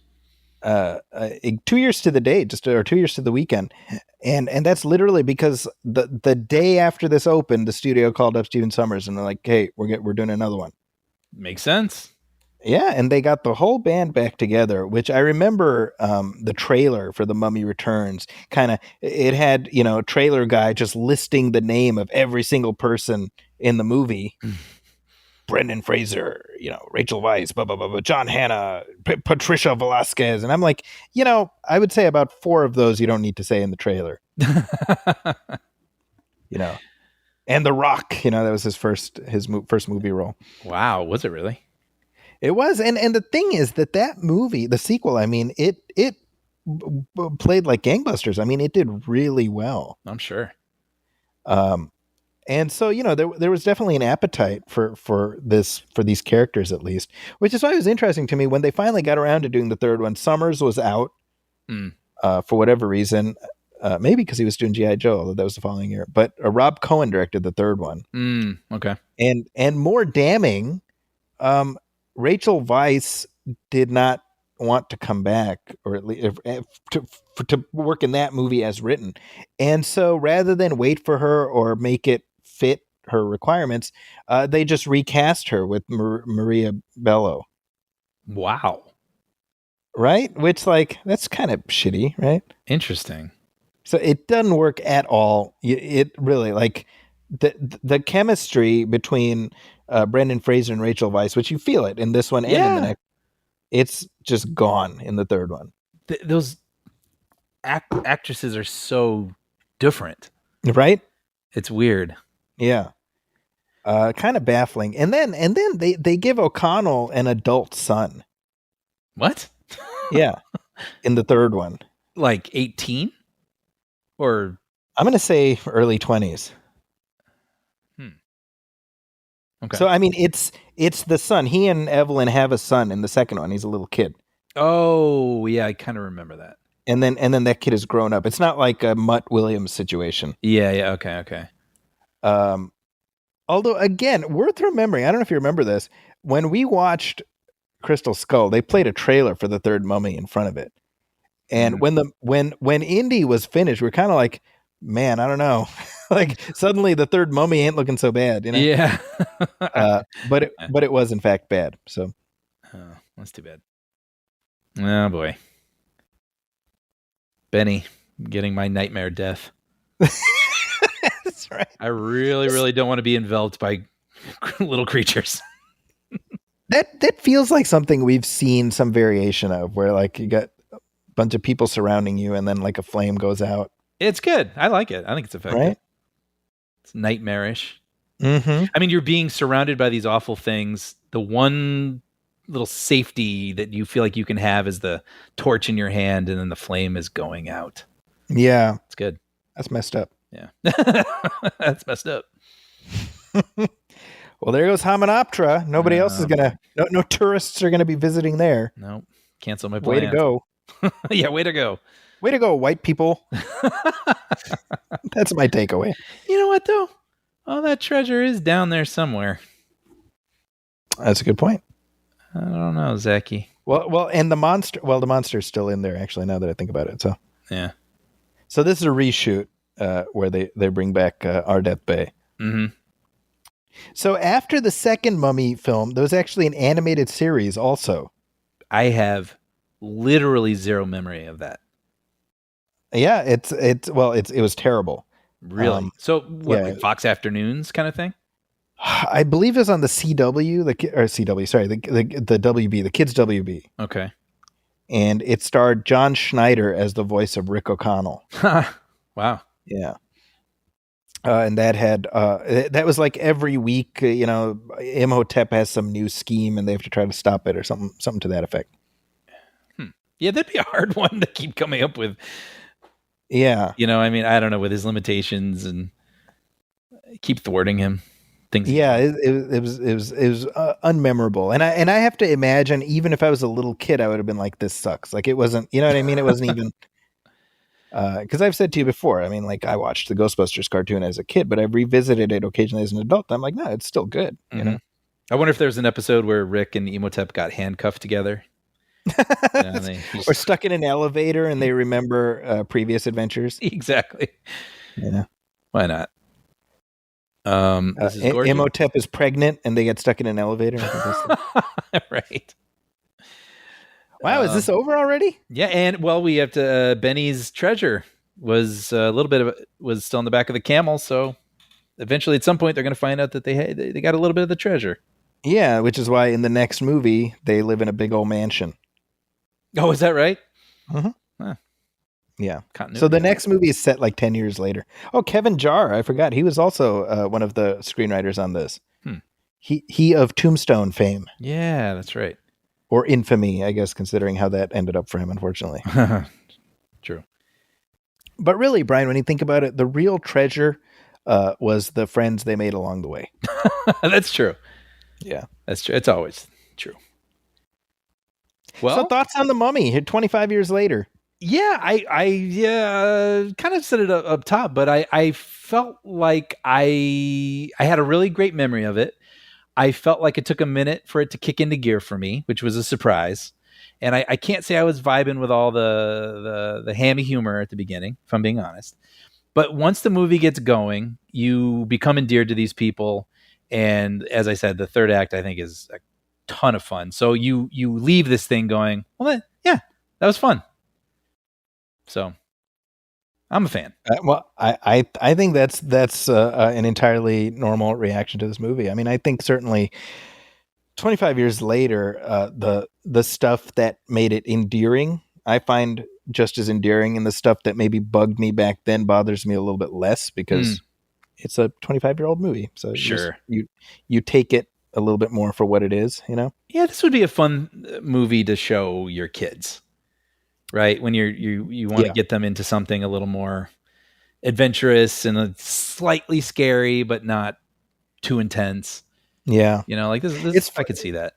It's funny because I remember watching this with Amina when we were on our honeymoon when we were in Hawaii. It happened to be on TV, and she hadn't seen it, and it was like, oh, like it's an older movie, but you know, like you can watch it. And I think about that now, it's like it was only 4 years old back then. Wow. Yeah, but it felt like ancient. Oh my god! I wonder why. 1999. I don't know. Yeah, it just the passage of years went differently, right? When we're younger, 4 years feels like forever. Yeah, actually, that's a good point. Right. But what about you? What's your sort of takeaway? I mean, I guess it's a little fresher in your mind than it was in mine, but the things I like about it are number one, what I said right up top. I think the Goldsmith score really does elevate it. Mm-hmm. It really helps. I think it gives it sort of a patina of sophistication, and I think the three leads, Brendan Fraser, Rachel Weisz, and John Hannah. I enjoyed their interplay, and obviously, Oded Fehr is a total badass. Mm-hmm. Mm-hmm. So the instinct that they had to just bring the whole band back for the next one, I think that was actually a smart way to go. Yeah, because that's the stuff that people liked about this. Yeah, you know. But it does feel like an artifact in that I somebody online recently was like, oh, they should do another Rick O'Connell movie. I think in the context of Brendan Fraser sort of having a little bit of a renaissance. Mm-hmm. And I was thinking about that, and I was like, it is now longer since the third one than the time between Crystal Skull and Dial of Destiny, when you think about it, right? Because Crystal Skull and Mummy 3 both came out at the same summer. Right. And I'm like, do we want another one? Is it too late at this point?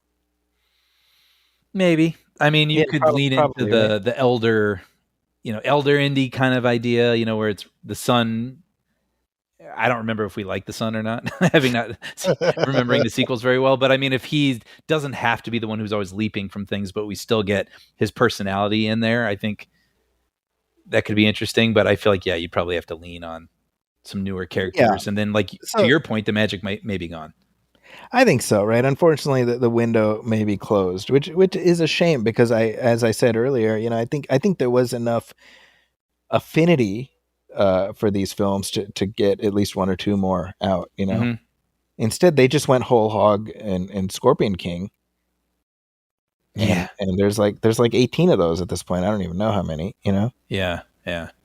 And they're all pretty terrible, including the first one, Yeah, which is just a complete spin-off somewhere else, right? I mean, it doesn't involve these characters.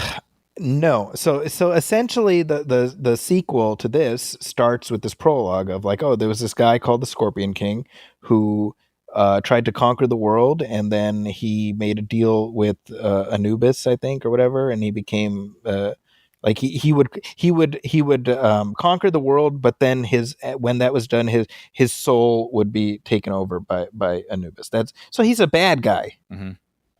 And the Scorpion King film, he's not a bad guy at all. It's about how he rises to power, right? Mm. And when I look back on that in hindsight, I'm like, that's really where Dwayne Johnson, like the machine works of Dwayne Johnson of like, oh, I got to make sure I don't piss off my fans.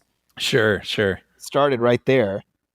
And it's funny because for all of his, Black Adam, bad guy, this and that, I was like, dude, you should have, that like 2002, you could have played a bad guy. Right.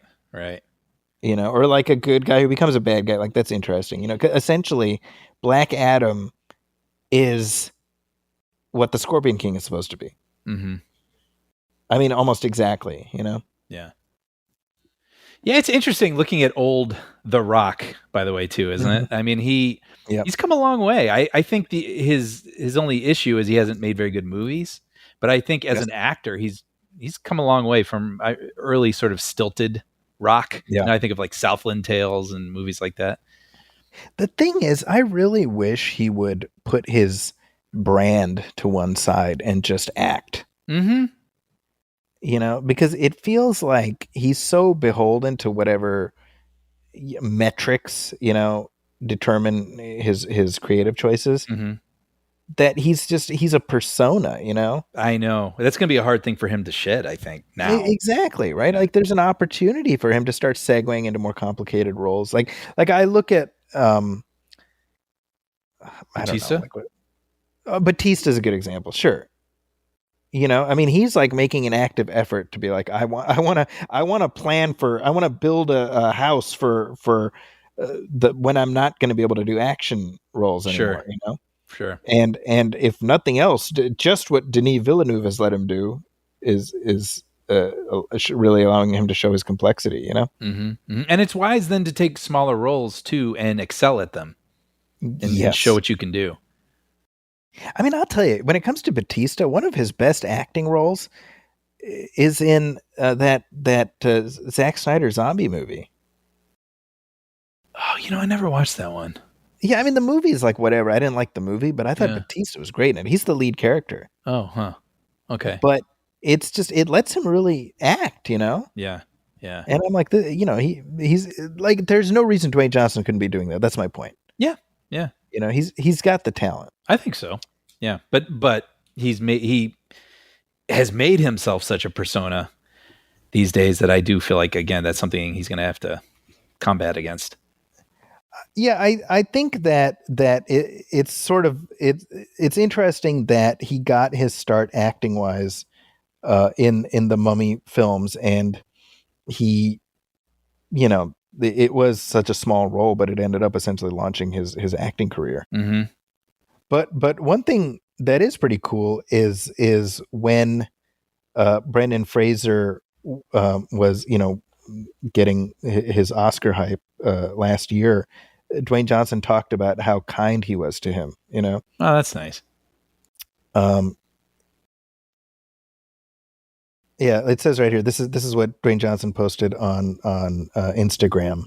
This is after Brendan Fraser won the Oscar. He says, very cool full circle moment here with my longtime buddy Brendan Fraser and his sons.